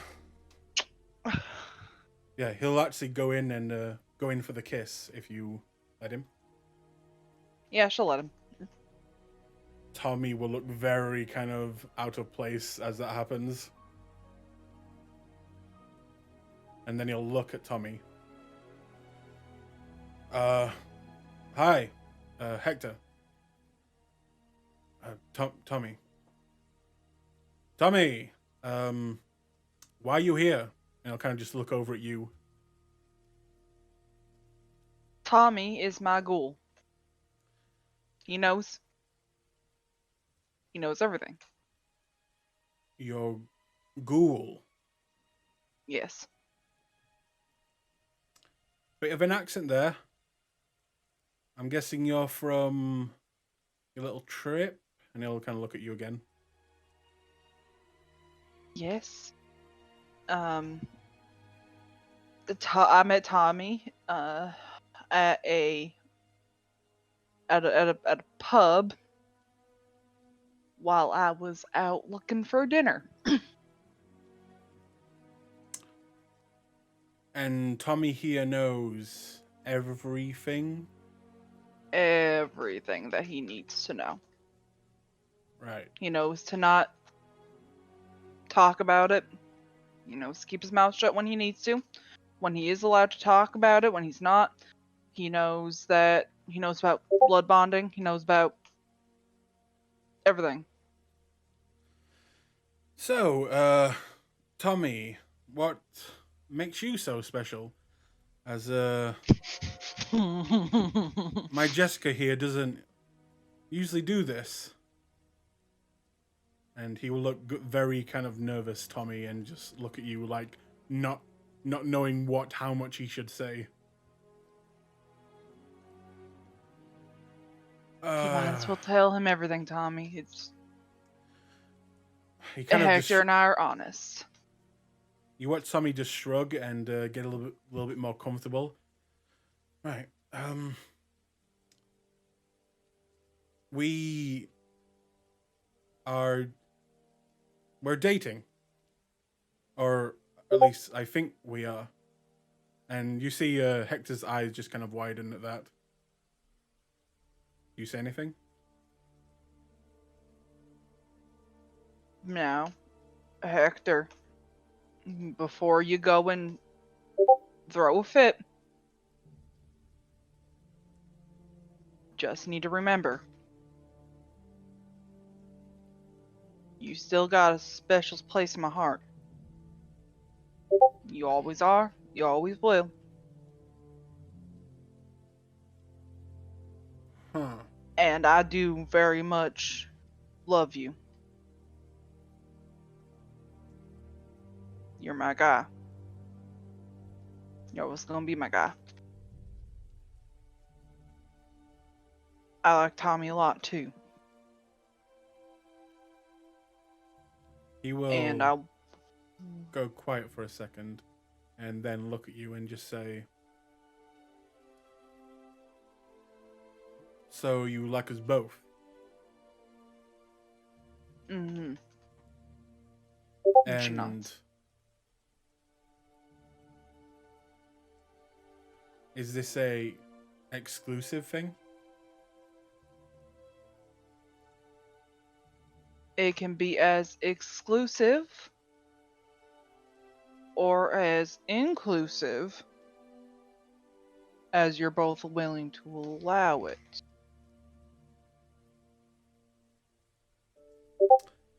Open up Tommy's sheet and let's make a roll. Okay. Let's see if you get that harem. Be a harem protagonist. Hmm.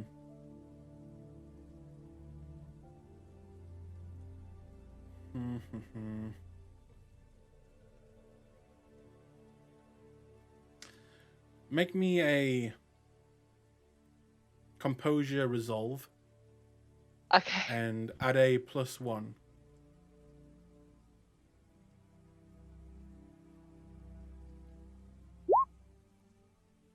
Woo! Okay. Jeez. Out of game, Tommy's very down. Oh, hell yeah. Apparently, he is super down. The very Jesus thought of Christ. it may even turn him on a little bit. Weirdly enough. Wasn't Tommy just like arguing like he's not gonna try to bang me, is he? I wouldn't be cool with that. He's not talking about letting him fondle with him, but maybe the thought of Jess having multiple partners and having... Tommy's a sharer. What can we say? It would seem so, yes, with that role. Apparently, Tommy's Jess discovering... becomes Go ahead. Jess is a harem anime protagonist. What can I say? Yeah, Tommy is discovering some new parts of his psyche right now. Yeah, and gentlemen, that's the power of pussy. Um, What can I say? So- Jessica is just so goddamn hot that he doesn't mind, apparently. So you will actually see Tommy kind of think about it for a moment, and then just look at you, look at him, and then give you a little smile and just say, "Look, I'm not into dudes, no offense, but if this is something you want, Jessica, I mean, I'm not gonna lie, he's pretty hot. I've got to admit it. And I can. Is he saying clearly this with see like it. a sheepish grin? No, he's kind of getting a little bit more comfortable at the situation, and he's saying a bit more, with his chest, and kind of just.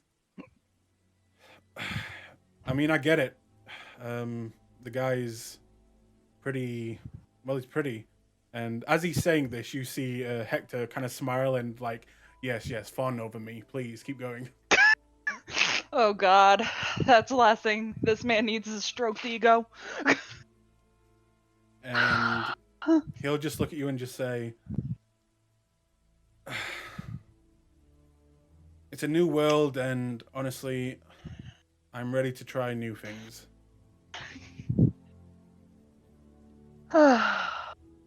And with that that, went a lot better than I thought it would. Hector will try and test his boundaries. Oh God. Oh God. And you watch him kind of walk over to you and just kind of take your head with both of his hands gently and just go in to kind of give you a long kiss in front of him. Do you allow it? Yep. He will kiss and kiss and kiss and stick a little bit of the tongue in there. And you look over at Tommy and he's kind of just, he's not like, ooh, he's not angry. He's just kind of staring like along. And once he finishes, Hector will kind of take a step back and look at Tommy. Tommy will look at Hector in the eyes and kind of give a little bit of a squint eyes towards him. And then he will come over towards you and do the exact same thing in front of Hector. Wow, just really? Oh, this is gonna be a fireplace scene for sure. Another fireplace. And yeah, he will do the exact same. And you watch Hector kind of like looking almost like at a rival and also kind of smirk while he does this. No. What Nathan said in the Discord's fags. No. Oh my God. Out of game, Amber is losing her mind. Out of game, I'm laughing so fucking. His sister really got to his head. Jesus. But so much for that puppy and that sister, huh? Who were those again, Tommy? I mean, hey, Jessica said it. The power of the pussy, right? Yes. But, And listen, I did say I would take care of Tommy. Mhm. I didn't say how I would take care of Tommy, Oh God. but I think I took care of Tommy. After he kisses you and takes a step back, do you do anything? Or do you just giggle? None of her other coterie members will see this, but this is probably the most relaxed Jess has been since the whole start of this mess. Request to fade to black? Do you want it to go that far? Sure. Okay. Fade to black. In that case, Jessica, you kind of grab a hold of one, begin to kiss. Grab a hold of the other, begin to kiss. And they will kind of both at the same time push you onto the sofa and begin to take off their clothes, as well as take off your clothes. And right now, you're feeling like a queen surrounded by subjects. And there we will fade to black. Perfect. Okay. So we will move on to Todd and Dee. So eventually, Todd, you make your way back to, where did you want to go? Was it the studio or your home? My home. Okay. Outside, you will see a bunch of people entering your home with Zinni kind of standing there looking out. And once you pull up, she'll kind of just begin to smile. Nice. Dee will kind I will of... go up to Zindi. Okay. I'll motion for D to follow. Mikasa Sukasa. In that case, he'll run past you and into your house looking for the hottest guy in the room. There are plenty of them. I'm assuming. Now, yeah, as you kind of get up to her, the first thing she will do will takes you a little bit off guard, as she will smack you across the face and then look at you and just say, "Where the hell did you go?" Yeah, I deserve that. Yeah. Unconscious for a couple days in London, I think. I'll kind of lift up my shirt and show her all the claw marks just for a brief moment. And Jeez, are you okay? yeah, I'm fine. I just need some food. Does this hurt? And she'll kind of poke one of the wounds. Yeah, that hurts. Oh, good. You dick. Do you know how worried I was? I know. That's why I told you to get out of England.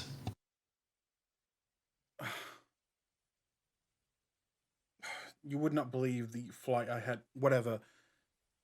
I need to get wasted. Get in here. And she'll kind of just grab you by the shoulder You and bring and you in. me both. And as you go on the inside, the music begins to, the heavy rock keeps going. In fact, what type of music, what type of band would you be playing in your own home? There will be Pearl Jam, quite a bit of probably like some Axl Rose, like Guns N' Roses stuff. Mm-hmm. Like some late 80s punk, early 90s like grunge stuff. Okay. 9 Inch Nails. Maybe a little bit of Marilyn Manson. And as you enter, you will see a smorgasbord of just your type of food, as it looks like Zindy has prepared multiple different substances for people to taste and try. And she kind of just looks at you with a smile. You are the best, babe. Yeah, next time don't leave me behind. Understand?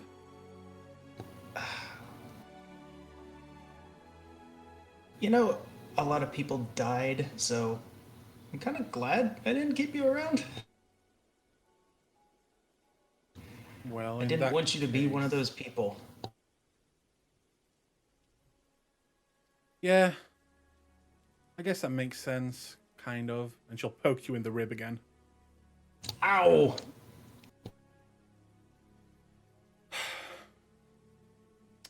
All right, well, who do you fancy tonight? And she'll kind of lean on you a bit. I'm going to see if there's anybody like really excited. Probably like doing, around the cocaine lines. Make me a wits insight.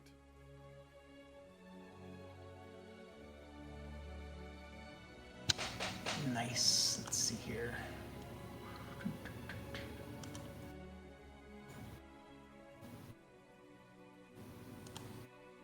Oof. Okay, Yeah. a 1. Willpower. I gotta find me what I need. Yes, and everybody did get willpower once on the plane again. Ugh. Ugh. I mean, a lot of people seem to be drunk, and a lot of people seem to be high. There is nobody who's sticking out, being very high or very excited. It is a I'm crowd gonna go to of. some people Mhm. who are kind of like gathering around the cocaine lines, and I'm Okay. gonna tell them, hey, upstairs we got some extra good shit, and this time I'm gonna lay on the fame. Okay. I'll whisper to Zindi, go play some hits from Emma's purse. Kind of remind them. And as she does, you'll see what look to be two men and one woman all kind of realize who you are at once and kind of begin to fawn over you. Oh my god, your last album was amazing. It defined my taste in music. You're the man. You're the man. Oh, you know what? I have some unrecorded EPs upstairs. Are you serious? Well, Could I? unpublished. Could I mean? Could I take a listen? Would that be okay? Absolutely. Yeah, come on up. Oh my god. Uh, he'll kind of pull out his phone and could I maybe get a photo, quick? No photos, sorry. Oh yeah, sorry, yeah. Uh, But hey, I have some bootlegs, and I pull out the Sharpie. I'll give you a signature on it. A nice little souvenir to show your friends. Yeah. Could you maybe sign my arm? I'd love to get it tattooed. Sure. Sign his arm. Okay. Now, do you just take him, or do you take the others as well? I'll try to get a couple other people up there, because Okay. I need to heal like a bitch. So, just make me. Are you using awe? Yes, I am. Okay. In that case, could you make me a charisma, persuasion plus awe? I'm gonna say a +1 because everyone is high as fuck right now. And let's see how many people you can take upstairs with you.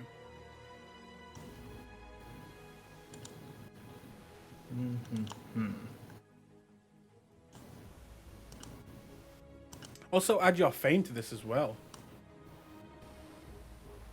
Oh shit, this is... okay. Wow. Jesus. That is your role. Okay. With that, you can get 6 people up there. 3 guys, 3 girls. Nice. All of them fawning over you. All of them just wanting to listen to you. All of them just with your awe thinking you're the most interesting person in the world. And they follow you upstairs.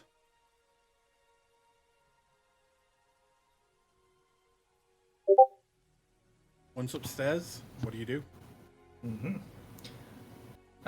Get the stereo out. I'll put on the unpublished EPs like I told the guy I would, and also get out the special reserve,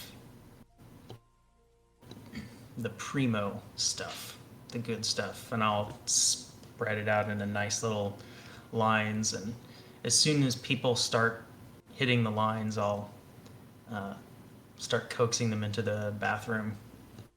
Okay. Easy enough to do. One at a time. They take on the...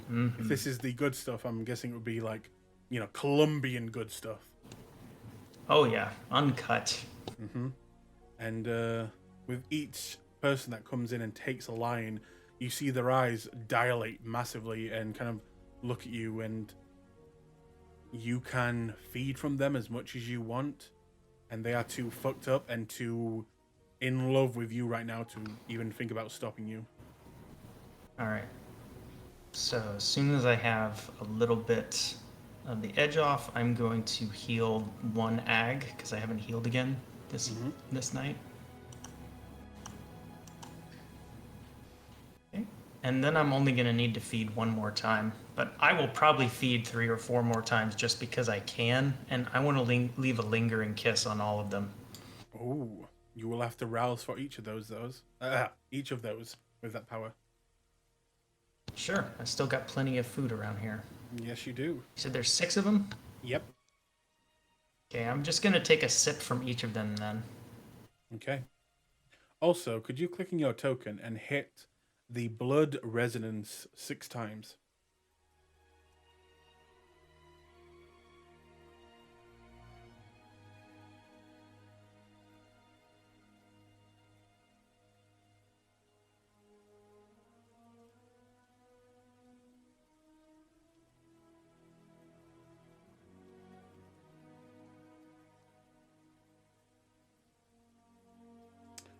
Oh boy. Okay. On one of your feedings, you bite into what seems to be a youngish girl. She's maybe just in her 20s. And this girl's blood is something else that you have never tasted before. It is like being punched in the face with emotions itself. And the emotions that you get hit with are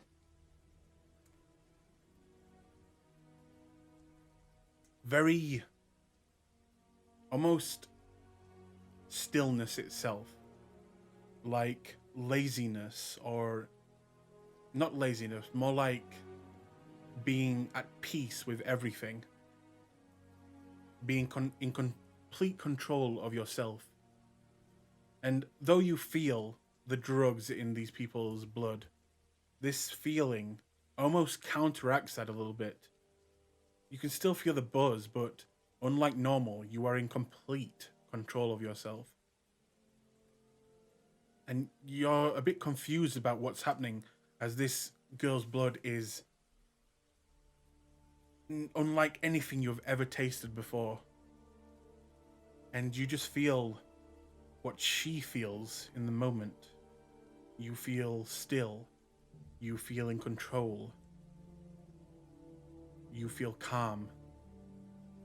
To the point where your mood itself, your emotions shift almost to match hers. What do you do? I'm gonna hang out with her for a little while. Okay. Seems like a cool chick. Probably end up like sitting on the bathroom floor and like just talking about bullshit. Make me an intelligence occult. Okay. Not something I particularly care about, but Okay. sure. Her blood is very valuable. With a 2, that's all you would know. No, she's gonna be added to my herd though. If that's what you want, you can do that. Absolutely. And you have just found, quite literally, the good stuff when it comes to blood. I double checked. Lingering kiss doesn't require a rouse. It doesn't? Is it not a level 2? Nope. Wow. It's a level 2, but it just applies. It can apply if I wanted to anyebody that I apply the kiss to. In that case, yeah. You can add her, and you have just gained something very valuable to Kindred. Yep. Through the night, you talk with them, and at one point you see Dee kind of riding on top of a guy, almost like pretending to be a horse, as he kind of rides him into another room, while kind of dancing on his back, just having a good time. And you watch Z as she kind of just... She comes and checks on you, but she also gives you your own time, while she goes have her own fun. Is there anything else you would I'm like gonna to have do? some fun with Zindia eventually too. Okay. We'll go up and hang out on the top of the roof. When you get to the top of the roof, she'll go very quiet for a moment, and then ask you, so, that whole thing in England, want to explain what it was about? What we were doing? What you were doing? The less you know about that, probably the better. Because if anybody figures out that you do know about it, I'm afraid that somebody might try to hurt you. Right. As far as you know, we just took a little country trip to England, and it was too rainy, so we came back.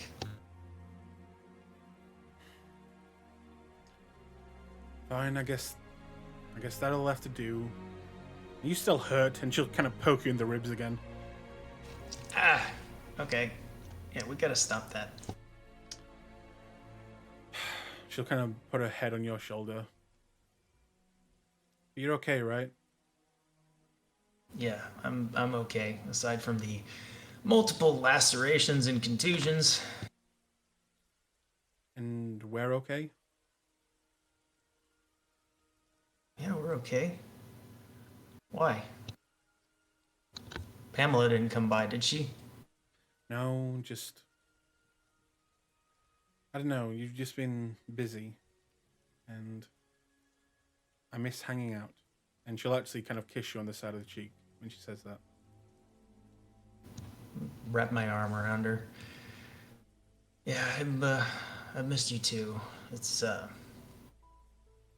lot of shit that we don't get to do. It feels like. Which is why I'm sort of semi-retiring. I mean, as much as I can. Not from music, no. It's like, no, from the whole nightlife shit. Does that mean we can party more and get high more? Yes, it does. I have always done my best writing when I get high. And I do my best listening when I get high. And she'll kind of just chuckle at that.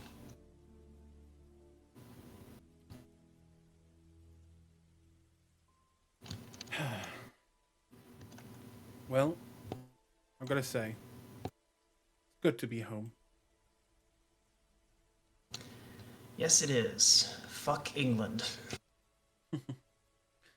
Fuck England. And she'll kind of take up a big bottle of what looks to be gin and then just begin to swig it. That shit any good? Nope. Pass some over here. She passes it. I will use Blush of Life. Mm-hmm.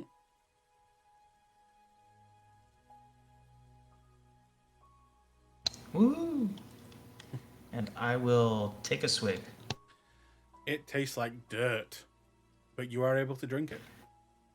Yeah, that tastes like dirt. And she'll kind of, again, lean on you, and the party goes on. And from there, I will now move over to Brandon.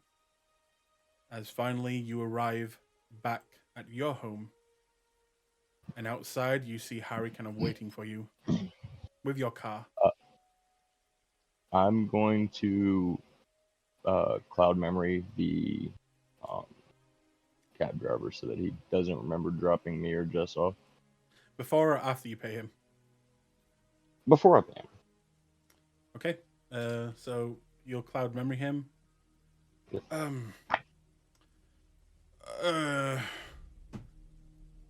Well, I guess he looks very confused.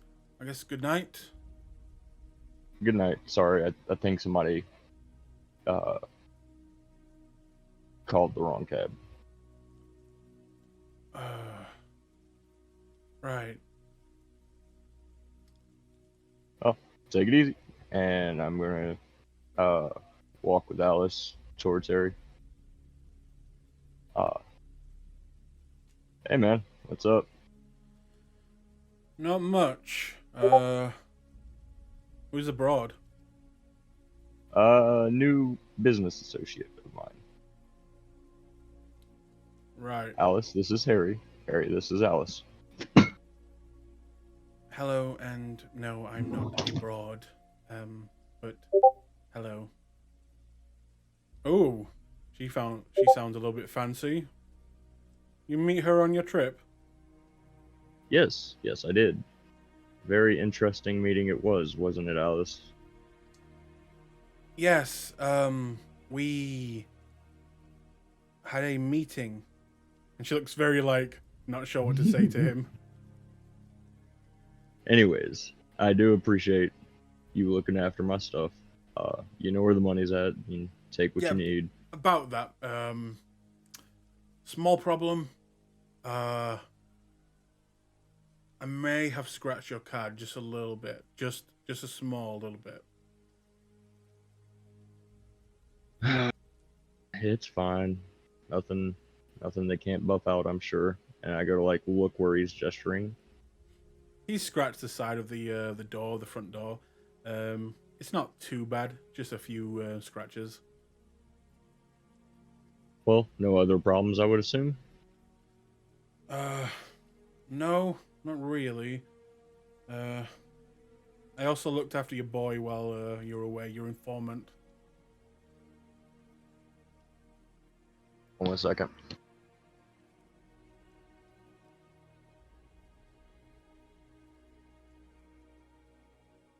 Sorry, my wife had to ask me something. She's giving birth.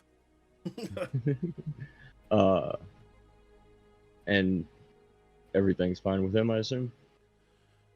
Yeah, a little smart ass, but yeah, he's fine. He tried to run away from me the first time I went to see him. He's handy though, Well, that I mean, one. Absolutely, that's why I keep him around. Anyways, I have to take Alice to go meet somebody. Go ahead and make yourself at home. Take whatever you need for pay. And of course, anything in my liquor cabinet's on you. You talking to Harry? Yeah. He just says, "No. This was a favor. Don't mention it.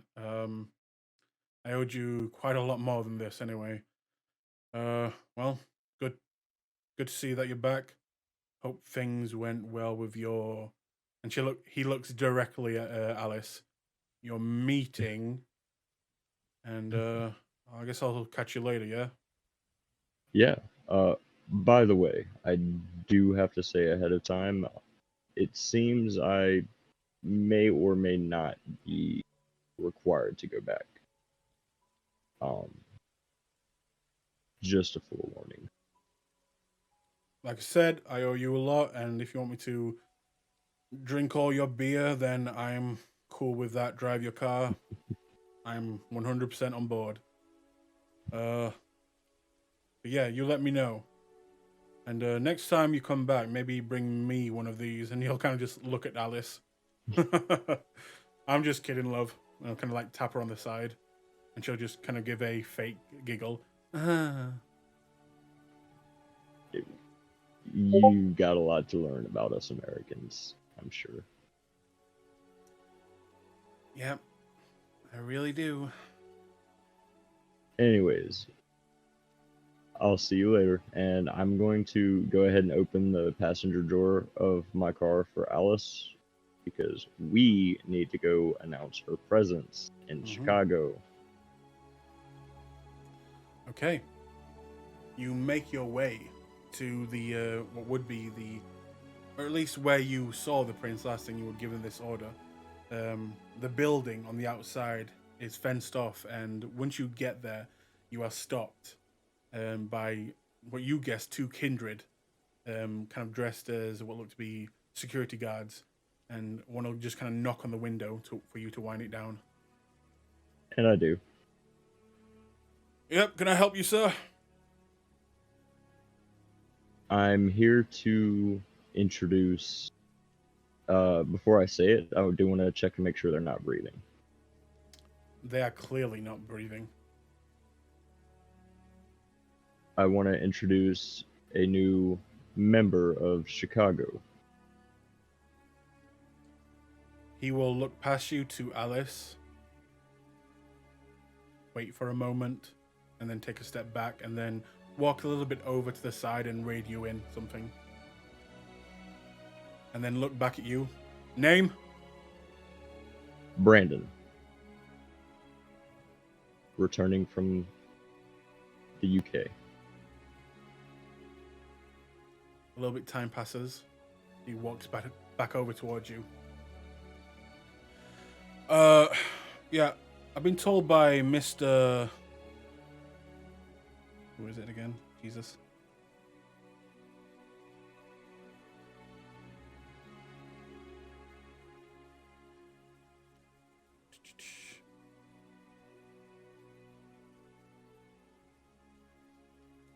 Mr. Sorovian, that you and your coterie, along with the new one there, for you all together here tomorrow night, and you will be. He kind of looks at you deeply. Seen to. Very well. When he looks at me deeply, what kind of look is it? Like, can I roll to catch, like, Yeah. Make a wits insight. wits insight? Ooh. Let me go to my dice. Sorry.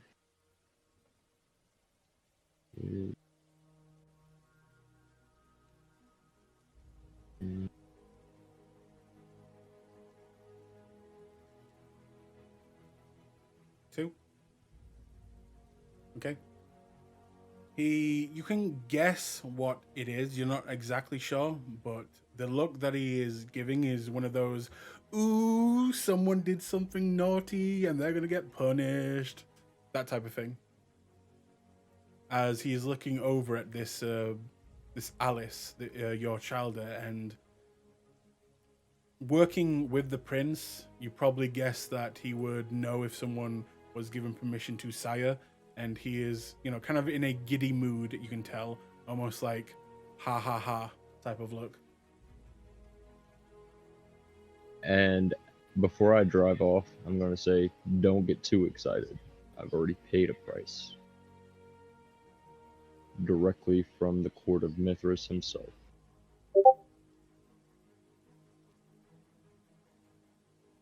He'll kind of look a little bit like, did he just say Mithras? And then nod and then take a few steps back, looking a little bit like, oh shit, maybe I shouldn't have insulted this guy. He knows high people, apparently. I'm gonna drive off as he steps away, and on that I'm going to text Jessica, because I don't have the others' numbers. I'm gonna text Jessica and say we're supposed to be meeting all together here tomorrow night. Okay. Jessica, I guess the question would be what level of furiosity of sex are you having right now?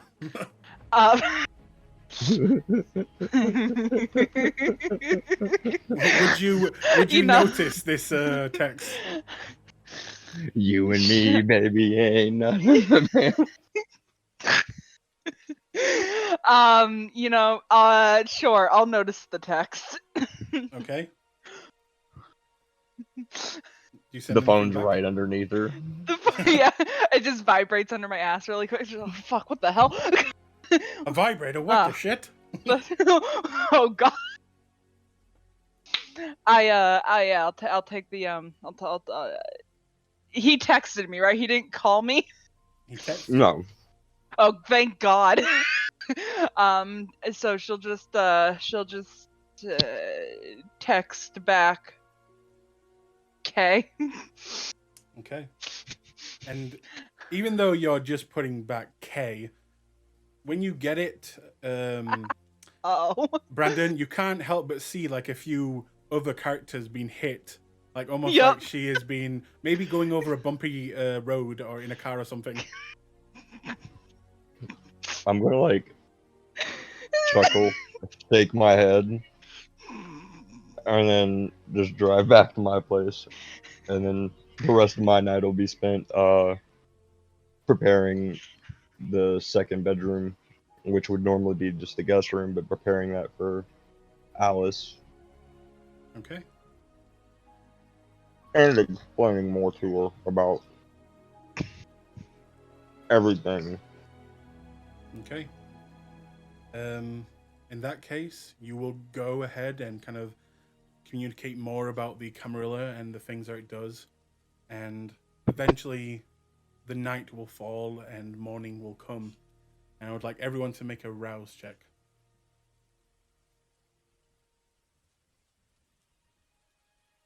Also get your willpower back.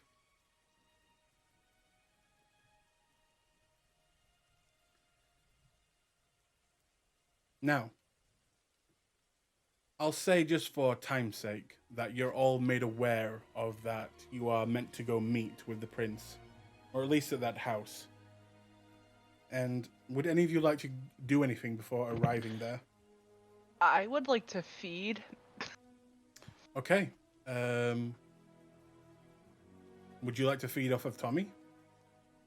No, he's still healing from the last time. Okay. In that case, make me a hunter's roll. Okay. Do I get to add my looks, merit, and stuff to it? Yes. Yes.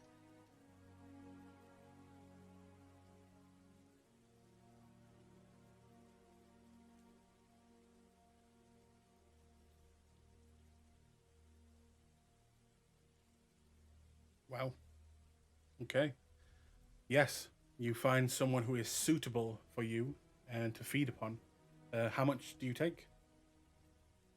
I'm gonna take 2, and then if I can do another feeding, I'd like to just top off. And if not, If that's you fine. do another feeding, you'll probably be late. Then I should be fine for now. Are you taking Oh. Tommy? I'm going to take both Tommy and Hector. I'm going to make sure that Tommy is looking his absolute best. Okay. Does anybody else wish to do anything before arriving? At 3 hunger, Before I I think go, Alice I- needs to feed. Sorry, what was Sorry. that? I was just saying at 3 hunger, I think Alice needs to feed before she goes too. You don't know what she feeds on yet. I know. Wait, she's only at hunger 1. No, she's at 3. It says on her sheet, hunger 1. I have it pulled up right now, and it's Hmm. because she had 2 when we started the night, and then I rolled the rouse check, and she gained. Let me see. Unless you have like the NPC variant pulled up. Oh, there it is. It updated. Sorry. Yes, so it should be at 3. Okay.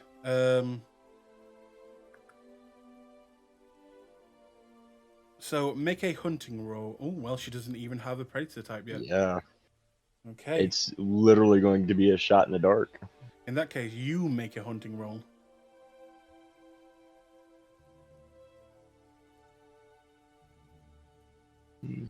And is that where's the dice for that?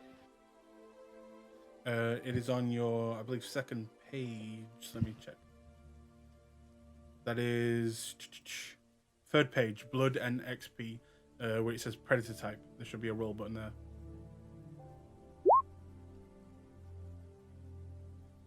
A 1. 1 success. Unfortunately, you are too busy right now to really focus on hunting someone of your type. However, you can just grab someone off the street if you wish, but you're not sure if they're an innocent or what age they are. It'll be completely random. Yeah, no, I'm gonna grab somebody completely random for Alice. I'm not Okay. feeding, and I'm gonna hope that she feeds well and expediently discovers her Okay. taste.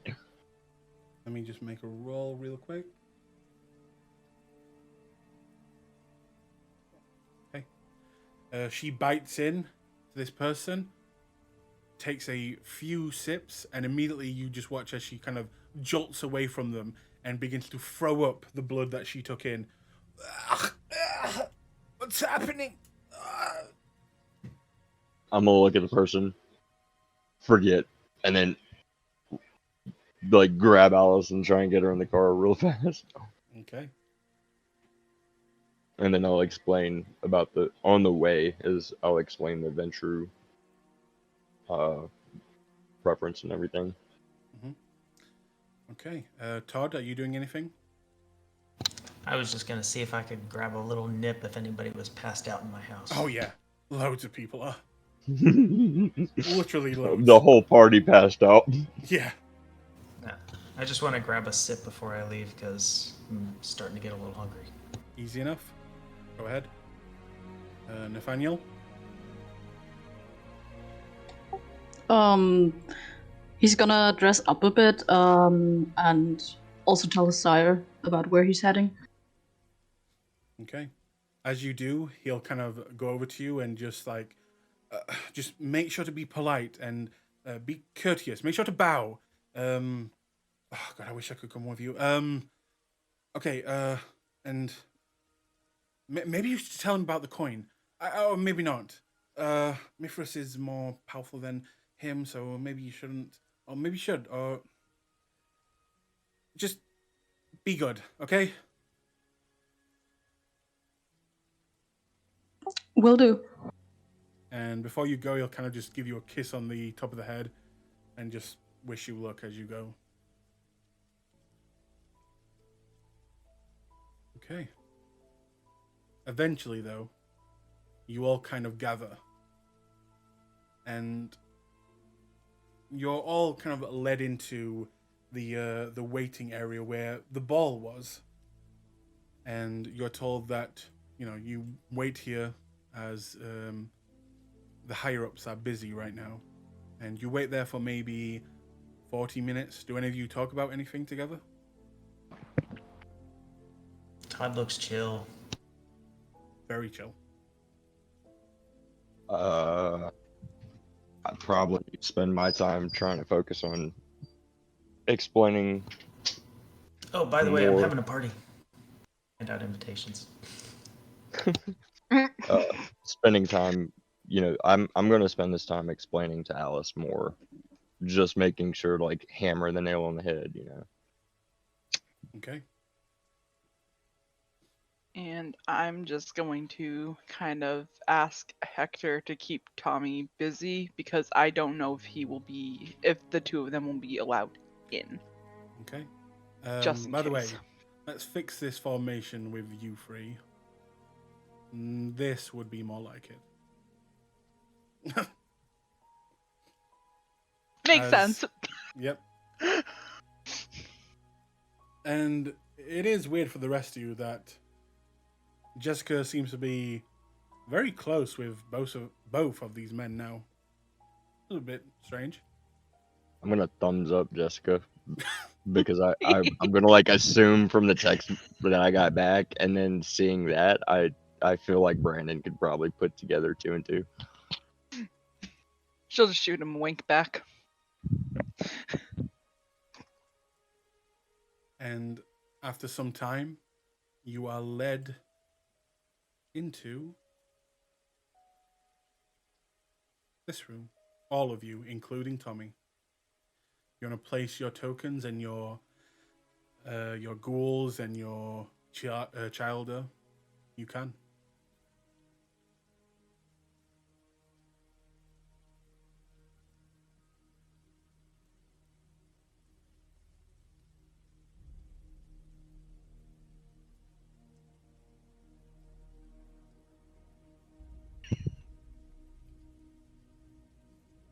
Look at how small you are compared to them.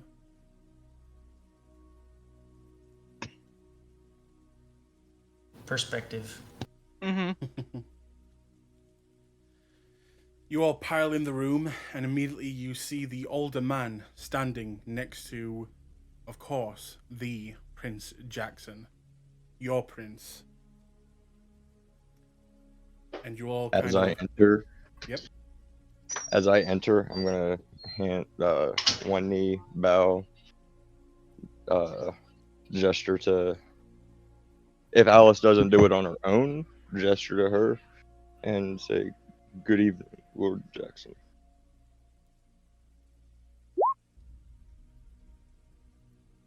He will remain silent at you while looking at Alice. So, how did things go in the old world? There were quite a few complications, Lord Jackson. I am sure you'd probably prefer to hear of it from anyone who isn't me at this moment. Oh no. We're happy to hear things from your perspective.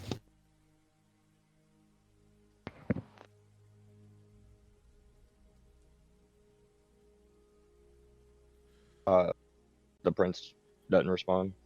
Nope. Humans were the ones luring out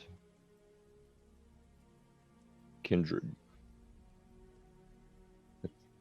Alice here is one of them. They were seeking to attain our powers before truly knowing the world in which we live. There was a cop who seemingly has been pestering the Camarilla or some entity enough that domination was used multiple times. I simply tried cloud memory, making them forget, and even the simplest as that caused massive nosebleed. We took care of the humans. I, in an attempt to save the cop, seemingly sired her, as well as this one who forced herself to be sired. The rest were killed. She was brought because she has a skill set which could provide useful in the future.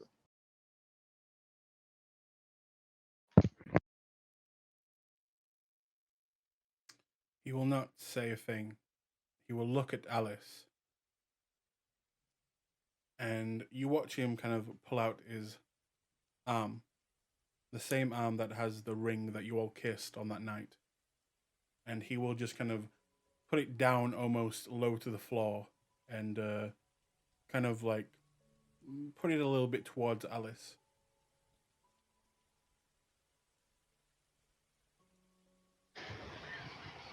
She doesn't do anything. As I'm going to say, Alice, I have explained what I can. This is the moment in which you decide whether you will show fealty to Prince Jackson and obey his laws while you are in his land. She will look at you as you say that, and then look at his ring and arm and just realize the situation she's in, and quickly kind of walks over and kneels down and kisses the ring. And before she can get back up, he'll kind of just grab her by the shoulder very quickly and keep her there right next to him, almost like you would a dog, and kind of almost push her down to the ground a little bit further. Continue.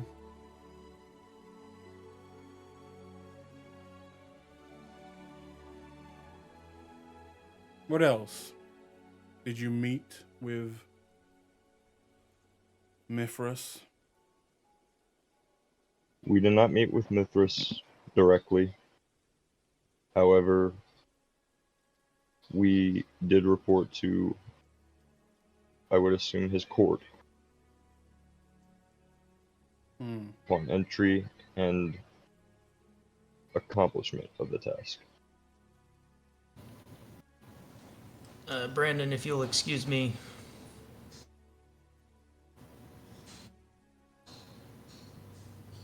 Brandon's still looking down at the ground.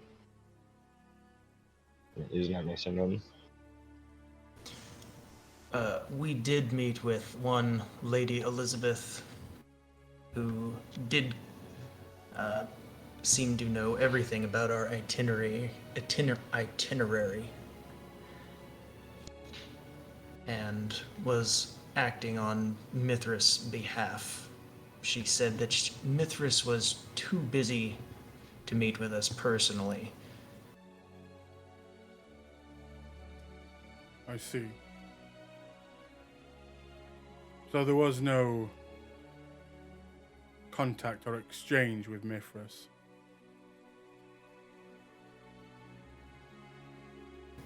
Sadly, no. Out of game. This is a very important moment. Does anyone say anything?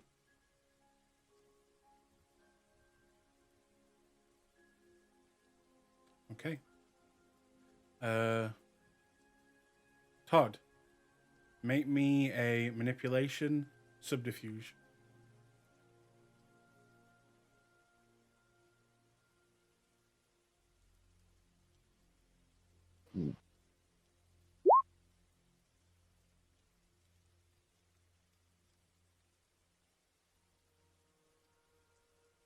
Wow.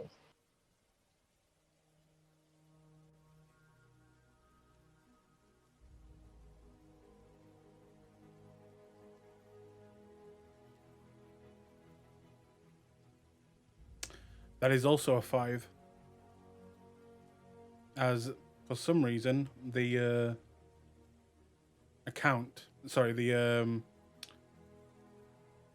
the pro thing is not switched on, and that is a 10 there and a 10 there, so that is also a 5, but it goes to the player. So he matched you, but because of the rules of Roll20, you technically win. I don't believe that shit.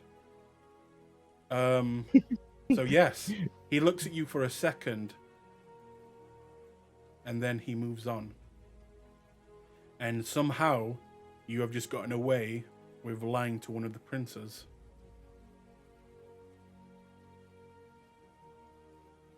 Hold for note-taking.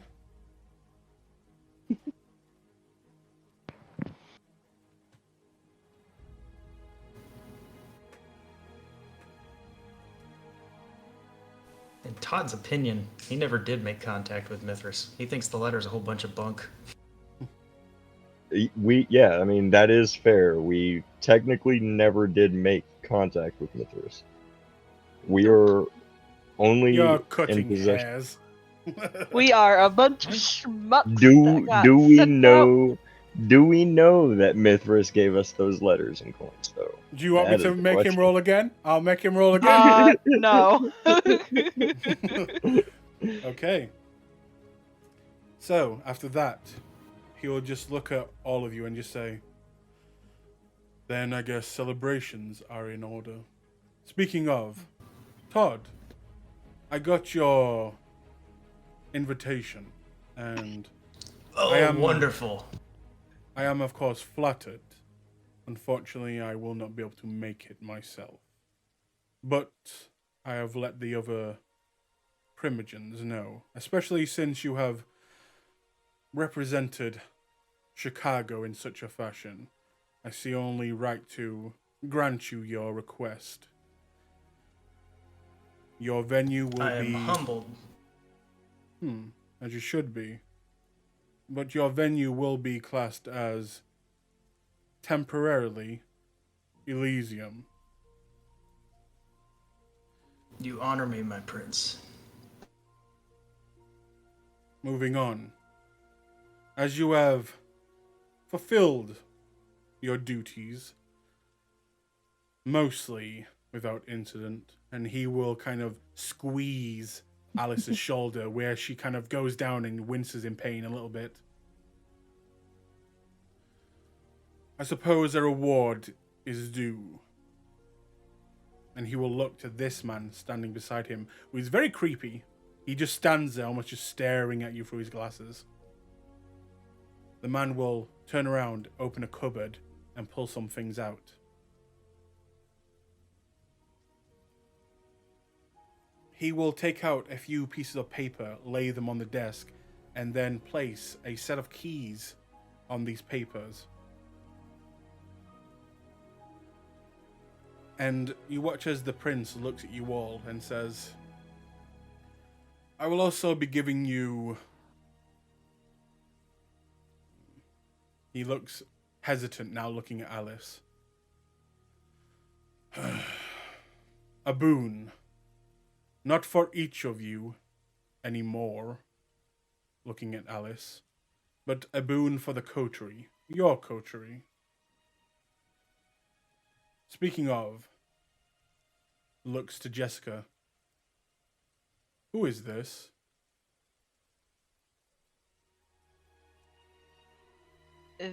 This is my ghoul.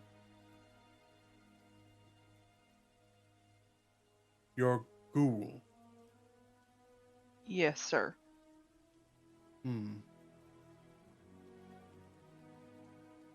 And you just decided to take a ghoul.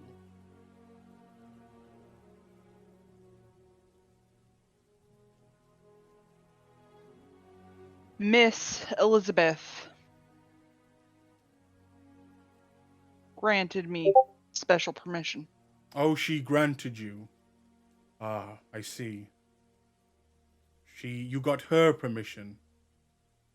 It was a very tricky circumstance. Lord Jackson, Quiet, on this matter, quiet.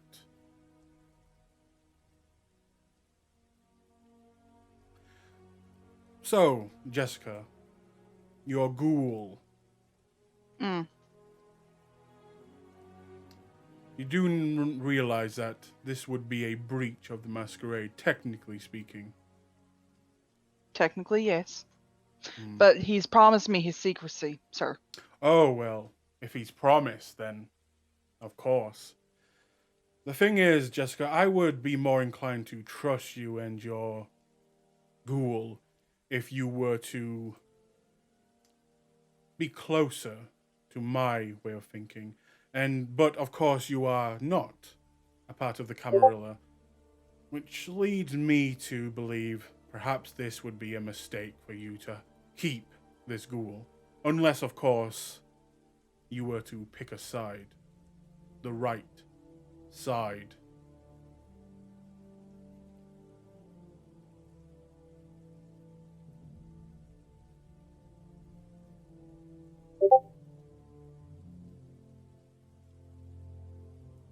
Speak up, girl. I have considered my options.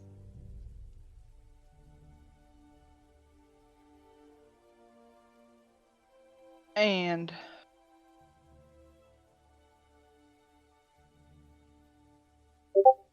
I might be inclined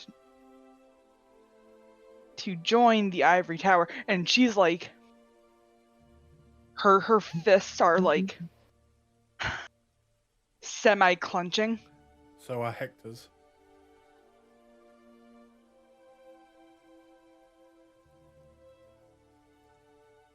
Inclined or decided?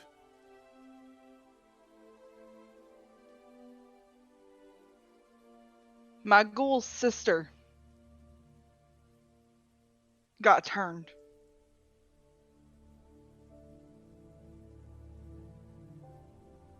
If you can promise her safety and that she comes to America,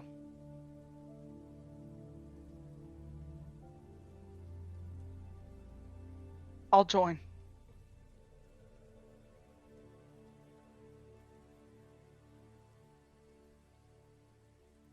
Lord Jackson, if I may speak. He holds up his hand for you to be silent.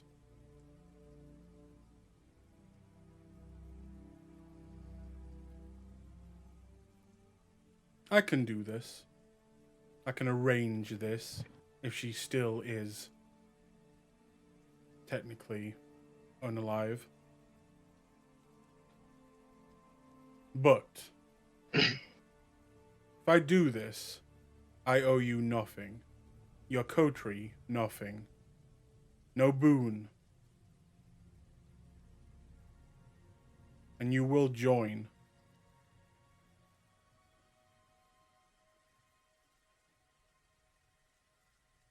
I don't make the decision for my coterie.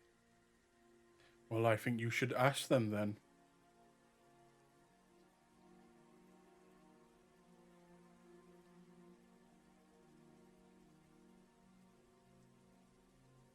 mean, sure, yeah, whatever. Jessica, I'm inclined to agree, as the additions to our coterie came from Boon of the Court of Mithras. This, essentially, would be requesting the use of our boon here for Amara. I agree entirely. Nathaniel. I'm also all right with it.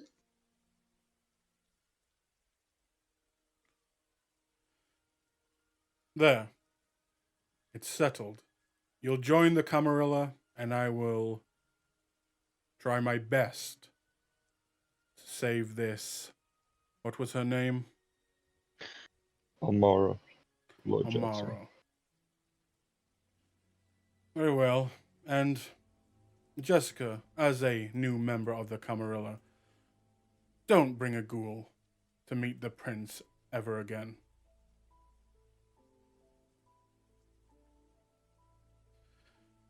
Now, Yes, sir. he will slide over the papers with the keys. I believe we are done here. He will release Alice, and she will kind of almost scurry back to you, to your side. What do you mean he's releasing the papers with the keys? He will slide them over to you for one of you to take. And release Alice, so she scurries over to you. I'll pick up the papers and the key and hand them to Nathaniel. Okay. It was one keeper paper, right? Nope, it was a bunch of papers with a set of keys on top. Okay.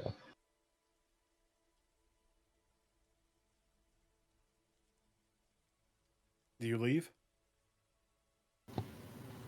The moment he dismisses us, I Yeah. I stand up and I put my arm behind Alice and escort her out.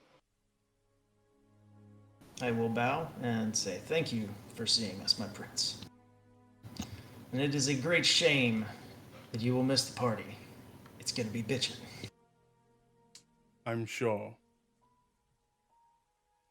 I'll smile and leave.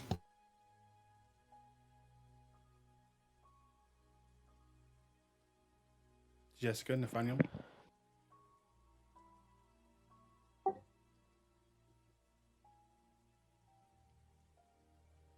What are you doing?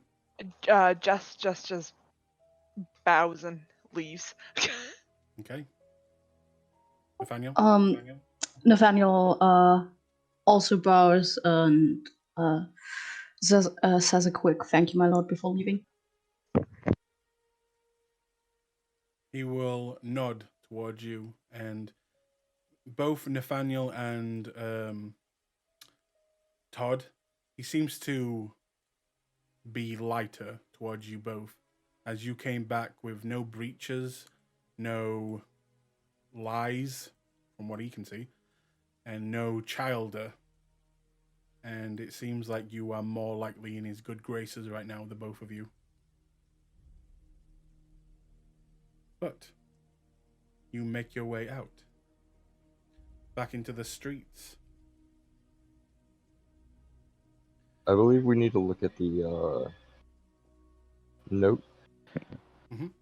The papers, once you go outside, you'll read, and it looks like a deed to some property, as well as... Enjoy reading over that legal stuff. I have a party to plan. Looks like a deed to some property, as well as instructions. These being more of the business side of the Camarilla, and from what you can tell, being a Ventru, it looks like you're being granted a haven as a group, as well as a small domain surrounding it.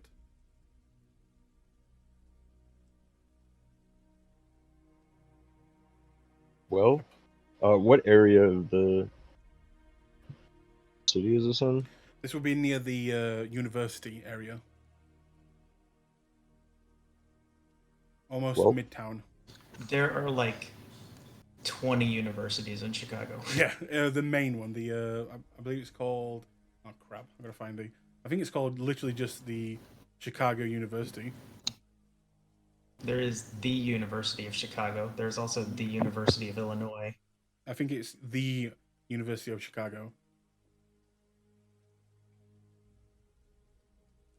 Well, it would appear that we now have more things to look over. And It also means you have hunting grounds now, where if any other kindred enters your domain, they must announce themselves to you, and you are charged with maintaining and looking after this domain. yep. Yup. It is also very close to the home and domain, almost right beside the Bruja Primogen, which is probably going to be fun. Well, that could actually be really useful. But Oh. I will also say, after that, you guys take some time thinking about what you're going to do and what you're going to need to do now with your own domain and your own haven that you'll have to go check out soon. We're actually going to skip a little bit of time here and move to the next day, as Todd's party, his Elysium, has been granted. A very rare thing, but as he is in the good graces of the prince, it seems that it's going to be the hit event of the town. And Todd, are there any people, or do you just send out invites to most or any kindred? Well, all the Toreador would get invites. Of course. We'll invite the Malkavians as well. They're fun.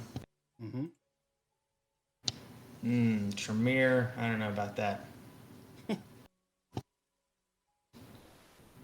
Ventru, just because we have to. Of course.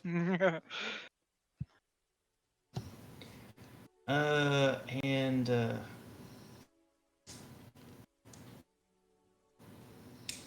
I guess if Brett really wants to, I'll invite his Nosferatu drivers. Okay. And we gotta have Bruja because they are party animals. Now, you send out these invitations. It does not mean people are going to show up. Of course. And the next day, when would you have this party? The next day or a few nights from now? Whenever it would be convenient. It's got to be a great party, so if I need time to set it up, I would plan it a few days out. Okay. A few days pass, and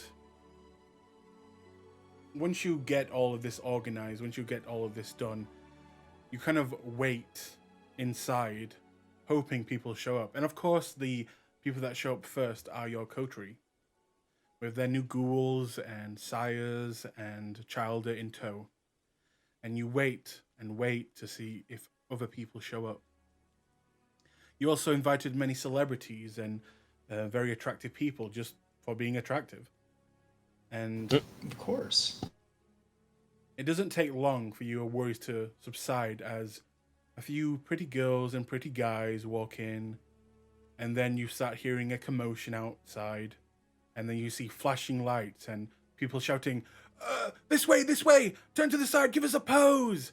And you see people beginning to enter who are of the celebrity class. People like Avril Lavigne, as this is 2002, Paris Hilton. In syncs here. Yeah. Haley. The lead singer of Nickelback.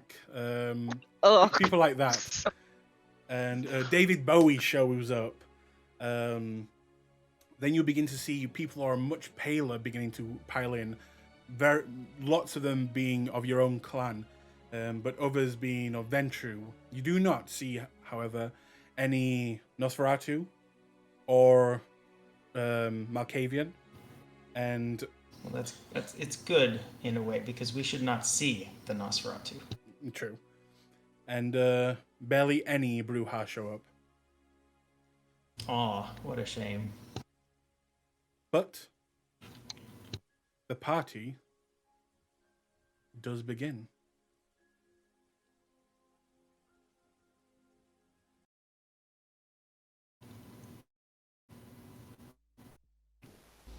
I'm gonna have to make the rounds and say hello to my celebrity friends.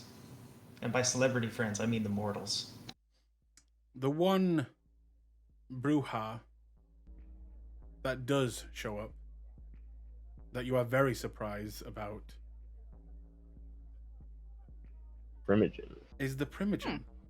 But he actually turns up with David Bowie, believe it or not. Nice.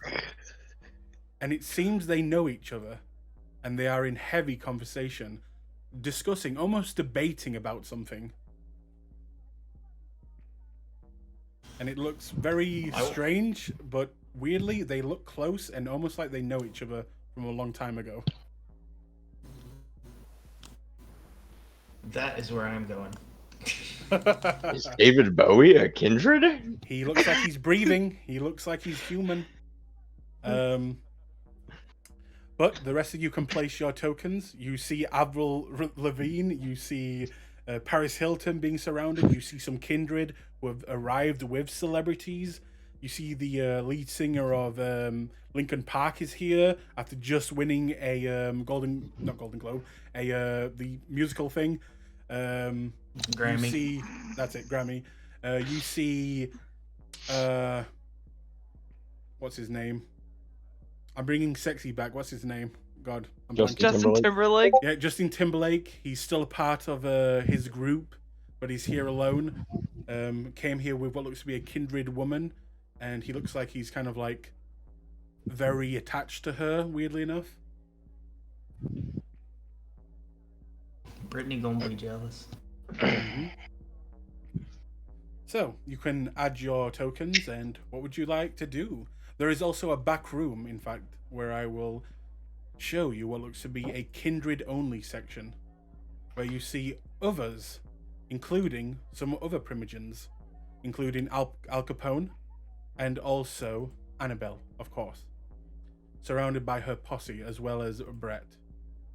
And it looks like the back is very crowded with ought to be the Ventru and the Toreador. But it also looks like Al Capone is being escorted by more animalistic kindred. So, what would you like to do, guys? I'm going to go introduce Alice to Al Capone.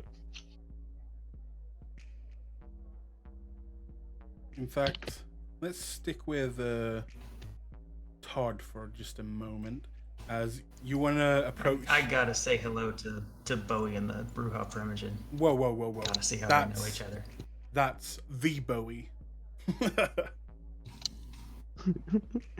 So, Of course it's the Bowie, and I am the Todd. so We were as you- on tour together in '94. Little do we know David Bowie's an elder of the Toreador. He's just so good at keeping the masquerade going. You will walk over, and as you kind of get up close, Bowie will kind of look at you, and as he looks at you, you can't help but get a shiver down your spine, like almost looking at royalty. And he'll kind of just greet you. You put all this together, right, Todd? Yeah, I did. So glad you could make it. Oh man, it's been so long. Let me introduce you to Oh, my what is it? mate here. Dublin? Oh yeah. Yeah. This is my. He kind of looks him up and down, and how he should introduce him to you. This is Kratos. He kind of looks a little bit worried about what he should say. He's an old friend of mine. and he'll look over at you and just nod. I bet a very old friend. Hi, Todd Varville. Hold out my hand. Todd, Smile and wink at him. thank you for your invitation. I don't get invited to events much. Oh, I'm just so glad you could make it. Bowie will look over at you and So, say, I You talked two you into know it." each other. Nice. Good job, bro. Yeah, we go way back. And he'll kind of look at you and look at him. All right, why don't we just drop the let's just let the cat out of the bag, yeah? You're what I think you are, Todd, right? Of course. Right. Well, I'm not. Let's just make that clear. I'm not. I know. I'm a little bit something different. And as he says that, the Primogen will kind of chuckle at that. All we ever need you to be is David Bowie. For now. And as he says that, you'll watch him kind of look at you very closely in the eyes, and his eyes will flash and glow with a little bit of green. And I'm guessing you have no points in occult. No, none whatsoever. Bowie's weird. He's weird. Of course he is. He's David Bowie. That's what makes him amazing. And he will kind of pour a drink and hand it over to you. And it's a little bit confusing. I will drink this magical drink with my blush of life. Okay. As you use the blush of life and you drink this drink, you can't help but when you pour it into your mouth, it almost turns a slight green color. And as you drink, it tastes really good. Like, really good. Remove one hunger. Oh, nice.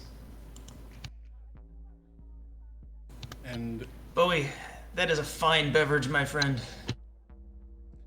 I thought you'd like it. I can practically see leprechauns. He will give you a cheeky smile when you say that. And look over at the Primogen and just smirk at each other. So, where are your friends? Oh, they're probably around, but I've got, just rounds to make. You two have a ton of fun, all right? Oh, we will. And he will begin to drink. And every time he drinks, you see the liquid, the gin, the scotch, whatever he's drinking, just turns a slight shade of green when he drinks it. Okay. I'll just let everybody know if they want to be introduced to David Bowie, I will introduce them.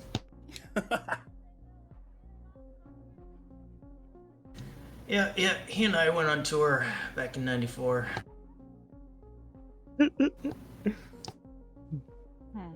Todd is obviously fanboying a bit. In the back, you hear, "Oh my god, that is so fetch!" And you, across the room, looks like Paris Hilton is complimenting another woman who is just beginning to talk to her. And you notice that this woman seems to be almost like... It kind of reminds you, Nathaniel, of your sire a little bit when you first met. And she's almost just kind of standing very close to her, almost like a fangirl in a way. And you're noticing a very large amount of these celebrities seem to have ties to your world. Anyone want to do anything? I would, as soon as I would have noticed the Al Capone in the back, I would have taken Alice to meet him. Okay. Anyone else want to do anything?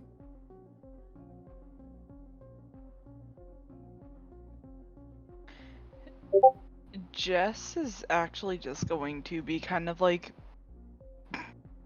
keeping a bit of a distance away from everybody. She's here mostly to just like, Todd sent me an invitation and I'm here on coterie business. Okay. Was there anybody from like the punk rock scene who came? I mean, there's, the punk rock queen right now in 2002. Sort of, kind of. Okay. Jessica, come here. What? Gonna introduce you to a friend of mine. Fucking. Fine, let's go. Whoa. All right, let's. Who's this Fran? You don't know who that is? Oh, is that Avril Lavigne? Yes, yes, yes, yes. Come on, skater boy. Fine. Fine. I'll do it. Okay. Bring you your walk boy up. toy too. He hears that. Fuck you. Fuck you too, Tommy. You will stand sheepishly behind Jessica as he's about to meet Who's a bunch standing of celebrities. Who's standing sheepishly behind Todd? Okay, as you approach, he'll kind of look up at you, Todd, and say, "Oh, hey, Todd. Great party. It's kind of kick-ass." Oh yeah, hey, you gotta meet my friend Jessica and her friend Tommy. "Oh, hey, what's up?" And she'll reach out. Jessica, are you and Tommy? I kind of like wave my fingers in front of my hands, like kind of like twisting them and then pulling them apart.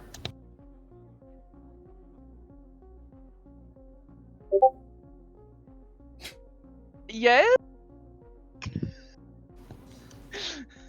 Yes. Oh, it is official! Everybody, they're dating! What? No, what? Why are I try you to draw as doing many this? people. Why I try are to you draw doing everyone's this? attention with all. They are Why are dating. you- It's official. why are Everybody, you- give them a hand. Why are you Once doing I have this? some Why? people paying attention, then I will drop awe. I hate you. Avril will stand up and walk over to you and just say, well, congrats. If you're a friend of Todd, you're a friend of mine. And she'll go in for a hug, Jessica, on you. And Is that what you sound like? no, Jessica's just like absolutely just doesn't know what to do, so she just kind of leans in and gives her a hug too, and and she has like this like deer in headlights look on her face. She comes back from the hug, looks at your face as you're doing that, and just says, "Yeah, that happens a lot. It's okay." I'm so sorry. This is my first time at like a huge party like this, and it's very nice to meet you. Oh, Avril, I don't know if you've met my girlfriend Cindy.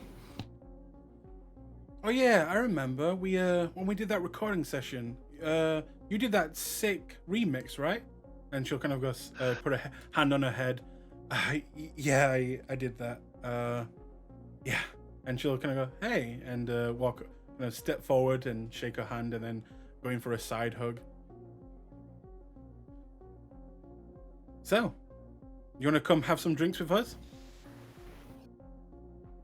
Sounds amazing. Okay. You'll all sit down and begin to have drinks with the, I guess, punk rock queen at the time. And meanwhile, you will go introduce your childer to Al Capone. Please put your tokens down.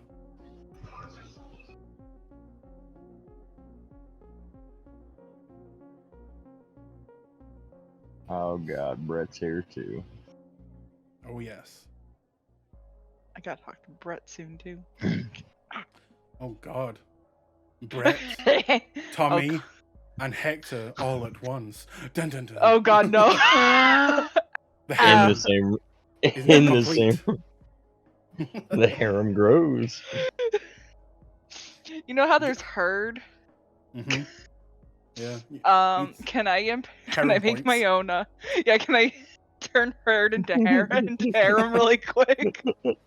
Get Al Capone in there too. Who knows? Oh God. So you will approach, and he will notice you and kind of stand up and just say, "My boy," and he'll kind of grab you by the shoulders and go in for a hug, while having a lit cigar, and kind of moves it to the side. How are you?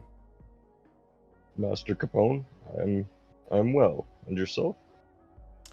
Very good. I'm enjoying your boy Tommy's party. It's honestly it's a lot livelier than the usual shit show at Elysium. I'm actually kind of impressed. Maybe he should be the one in charge. And he will kind of say that loud enough for Annabelle to hear. And you watch her give a like "fuck you" look over at him. uh, perhaps, Master Capone. I did feel it only respectful that I introduce you to my childer. Childer, you don't say. And when he says that, I'm gonna like kind of bow like sheepishly, like, yes, Master. It was a tad disgraceful for our clan the way it happened. Well, Though, the fact that you're still alive and she's still alive, I'm guessing you've got the permission from the prince. yes, Master. Though I might say she should provide to be an upstanding Ventru, as she truly sought power. After all, she turned herself. Oh.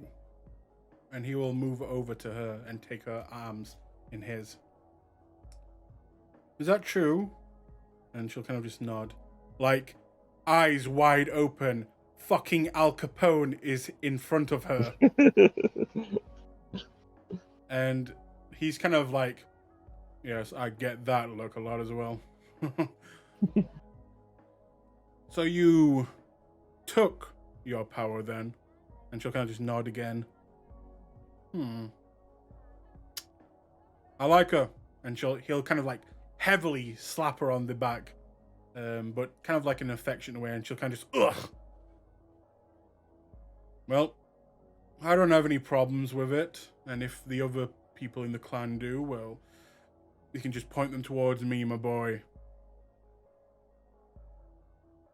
There may potentially be another one coming, Master Capone. This one I chose to do of my own accord. Well, shit. When you were alive, you didn't have like 500 kids, did you?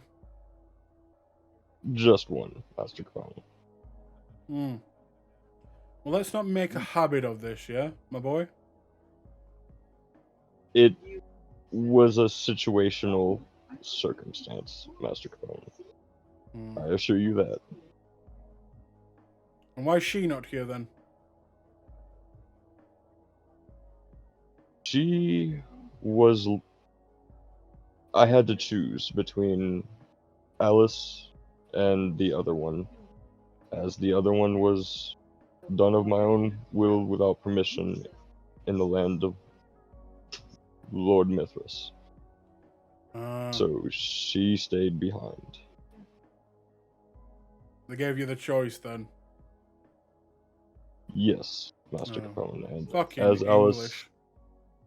And as Alice is an architect or archaeologist, and the manner of which she became one of us, I saw it best to choose her, as she could be useful in the future.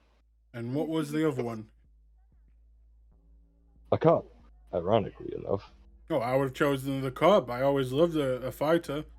What about you, love? Can you fight? And she'll kind of just, like, no, nod. And she'll go, oh, well, she can't have everything, I guess.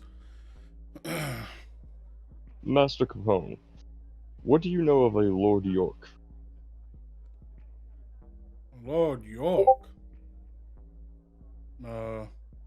Not much. I can maybe look into it. Sounds very Camarilla.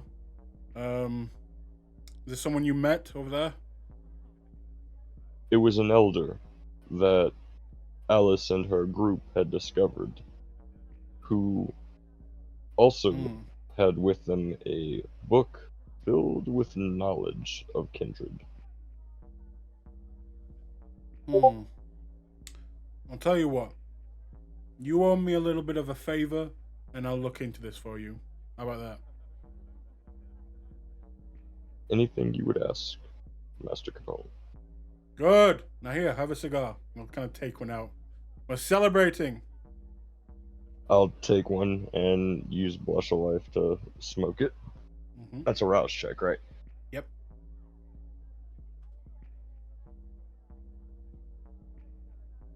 Okay.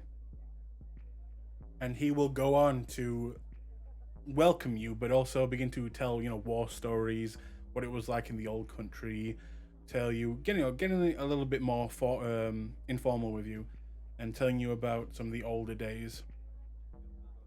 And he'll also kind of begin to bring in Alice and tell her what it is to be a Ventru, and what they do, how they should act, and how her actions now speak for the clan as a whole, and that disappointing the clan isn't a good thing. But after that, the rest of you, what are you guys doing? Still having drinks? Nathaniel, what are you doing, in fact? Would there be anybody with the celebrities that Nathaniel? I mean, obviously he knows, but met. You know one person in this room, and that is this person.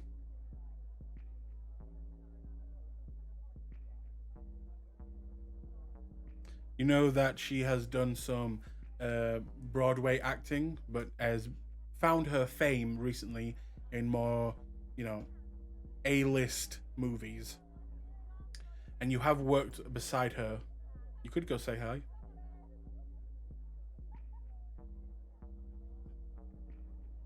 Yeah, he's gonna go. He's gonna go over and say hi. God damn it, I'm blanking on her real name. Oh, what's her name?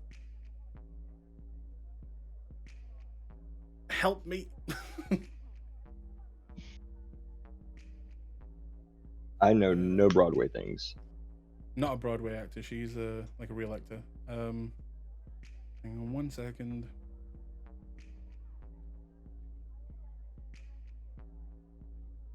But yeah, when you go over and she sees you, she'll kind of just pop up and say, Nathaniel, it's good to see you. And she'll go in for a hug. He'll hug her as well and reply, "It's good to see you as well." I didn't know you'd be here. Is everything all right? Oh, you know me. My friend's actually the one who. Out of character, I'm currently blanking on words. Sorry. Organized. Through the party. Organized. Yeah, who's organized the party? Oh, you know Todd? Oh yeah. With met a few weeks ago. Well, I guess it's a small world. Yeah, I know him back from a few of his gigs that he invited me, and her name, by the way, is Drew Barrymore. And she'll kind of just go on and talk to you about like how they met and how they became, acquainted, and then she'll kind of ask about you. So, I haven't seen you in much lately. What's happening? You haven't quit, have you?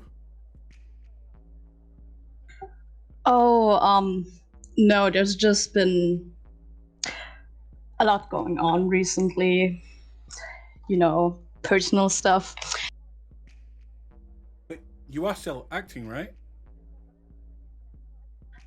Oh, yeah, I've decided to take on smaller gigs for now. Oh, well, she'll actually take out her purse and begin to rummage through it. Here, and she'll give you her number. If you ever want to get a bigger role, let me know and I'll work something out. Oh, I'll keep it in mind. Thank you. Of course, I mean, the way you did your death scenes, they were. I still can't get them out of your head. When you played Hamlet that time, it was incredible. I that time you.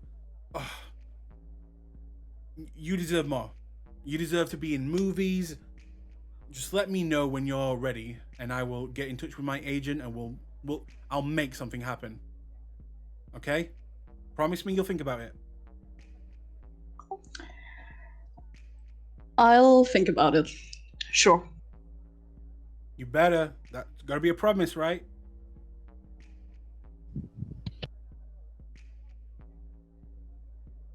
Right?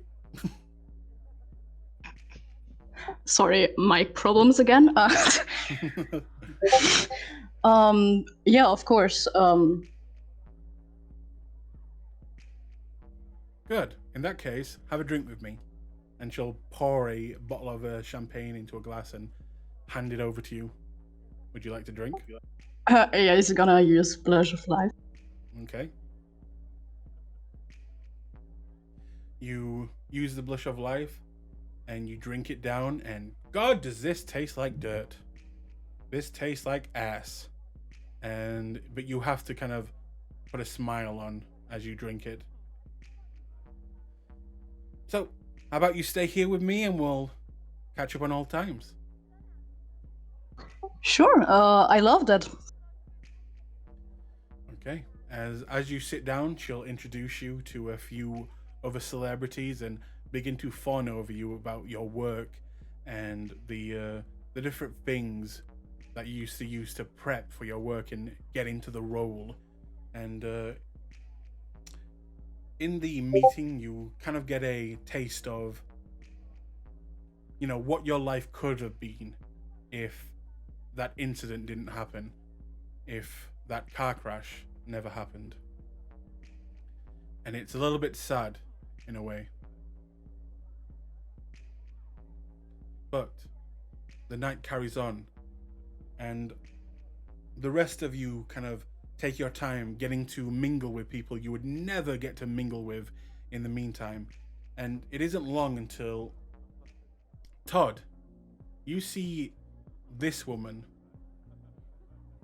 walk around, and you've seen this woman a few times. She's a member of your clan, and she kind of just pokes you on the side. Todd? Yeah, what's up? I was wondering if you had a minute. Oh, hey. Hey. Yeah, of course. Excuse me. And she'll move to the side. I hope you don't mind, but a friend of mine wanted an introduction, and I was hoping you would say hello to her. Friend of yours? Friend of mine, I'm sure. Great. Hang on, I'll just go get her. And she'll disappear out of sight for a moment. It isn't long until maybe a minute goes by when she returns with this woman.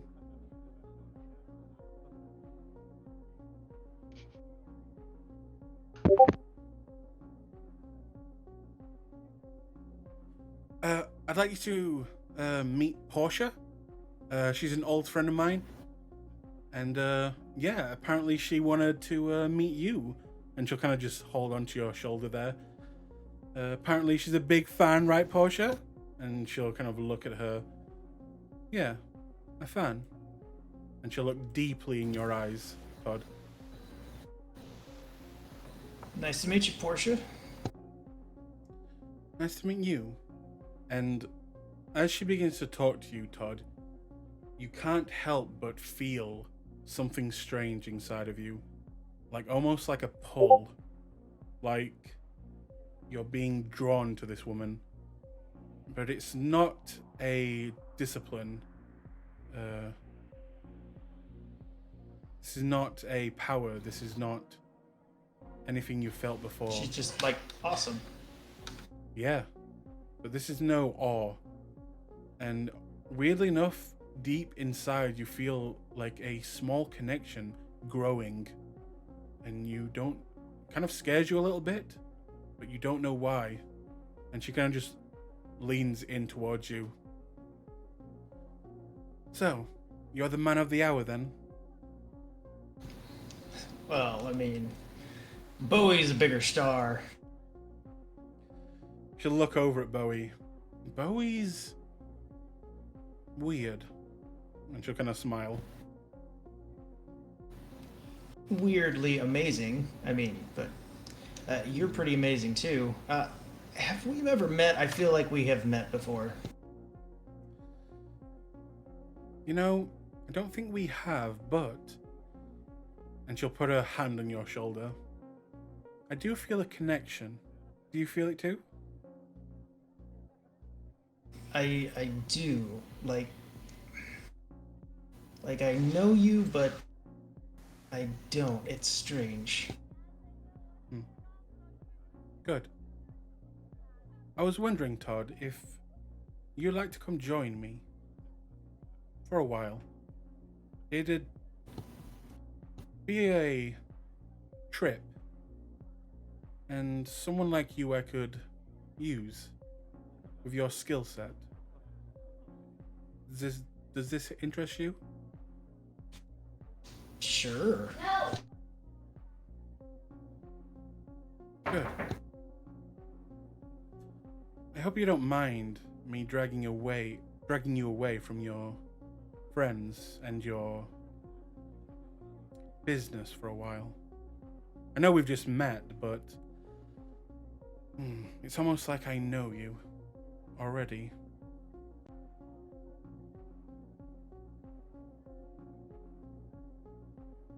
And she will kind of, again, begin to touch you on the sides of the shoulders and get closer to you, wrap her arm under yours. So, enough talk. Why don't we just enjoy the night? And she will begin to lead you off on your own, leaving behind the friend that led you here. That's no problem. And the night goes on, and she talks with you and talks with you, and you can't help but feel that connection grow and grow. And other Toreador seem to start to surround this woman, almost like they're drawn to her as well. But eventually, the night comes to an end, and she kind of just gestures to you. Well, if you're very serious about this, I think you should go say goodbye to your friends. They'll figure it out. That's more like it. In that case, she'll offer you to take her hand. I will take her hand. And she will lead you out of the building as the party begins to die out. And the rest of the coterie, the party begins to come to a halt, and you notice that Todd seemingly has left, which is a little bit strange. I have one thing I want to do. Yep. Tell Portia, hold on just a minute. If we are like gonna be going anywhere near the Chicago River, we're downtown, right? Yeah. I want to go over to a bridge. Mm-hmm. I want to pull out the paper rip it into tiny little pieces and just kind of like toss it into the Chicago River and pull out that coin and flip that into the Chicago River too. Okay. You let go of the paper. You take out the coin, no longer feeling like your true self. And you flip. A tie to Mithras goes swinging into the darkness, hitting the water and beginning to sink into the abyss below. And then I go back to Portia. That's all. Let's get busy. and with those words, she begins to drive you away into the night. While the rest of you are left behind, wondering what happened. Where did he go? What happened to the coin? And that is where we're going to end this game.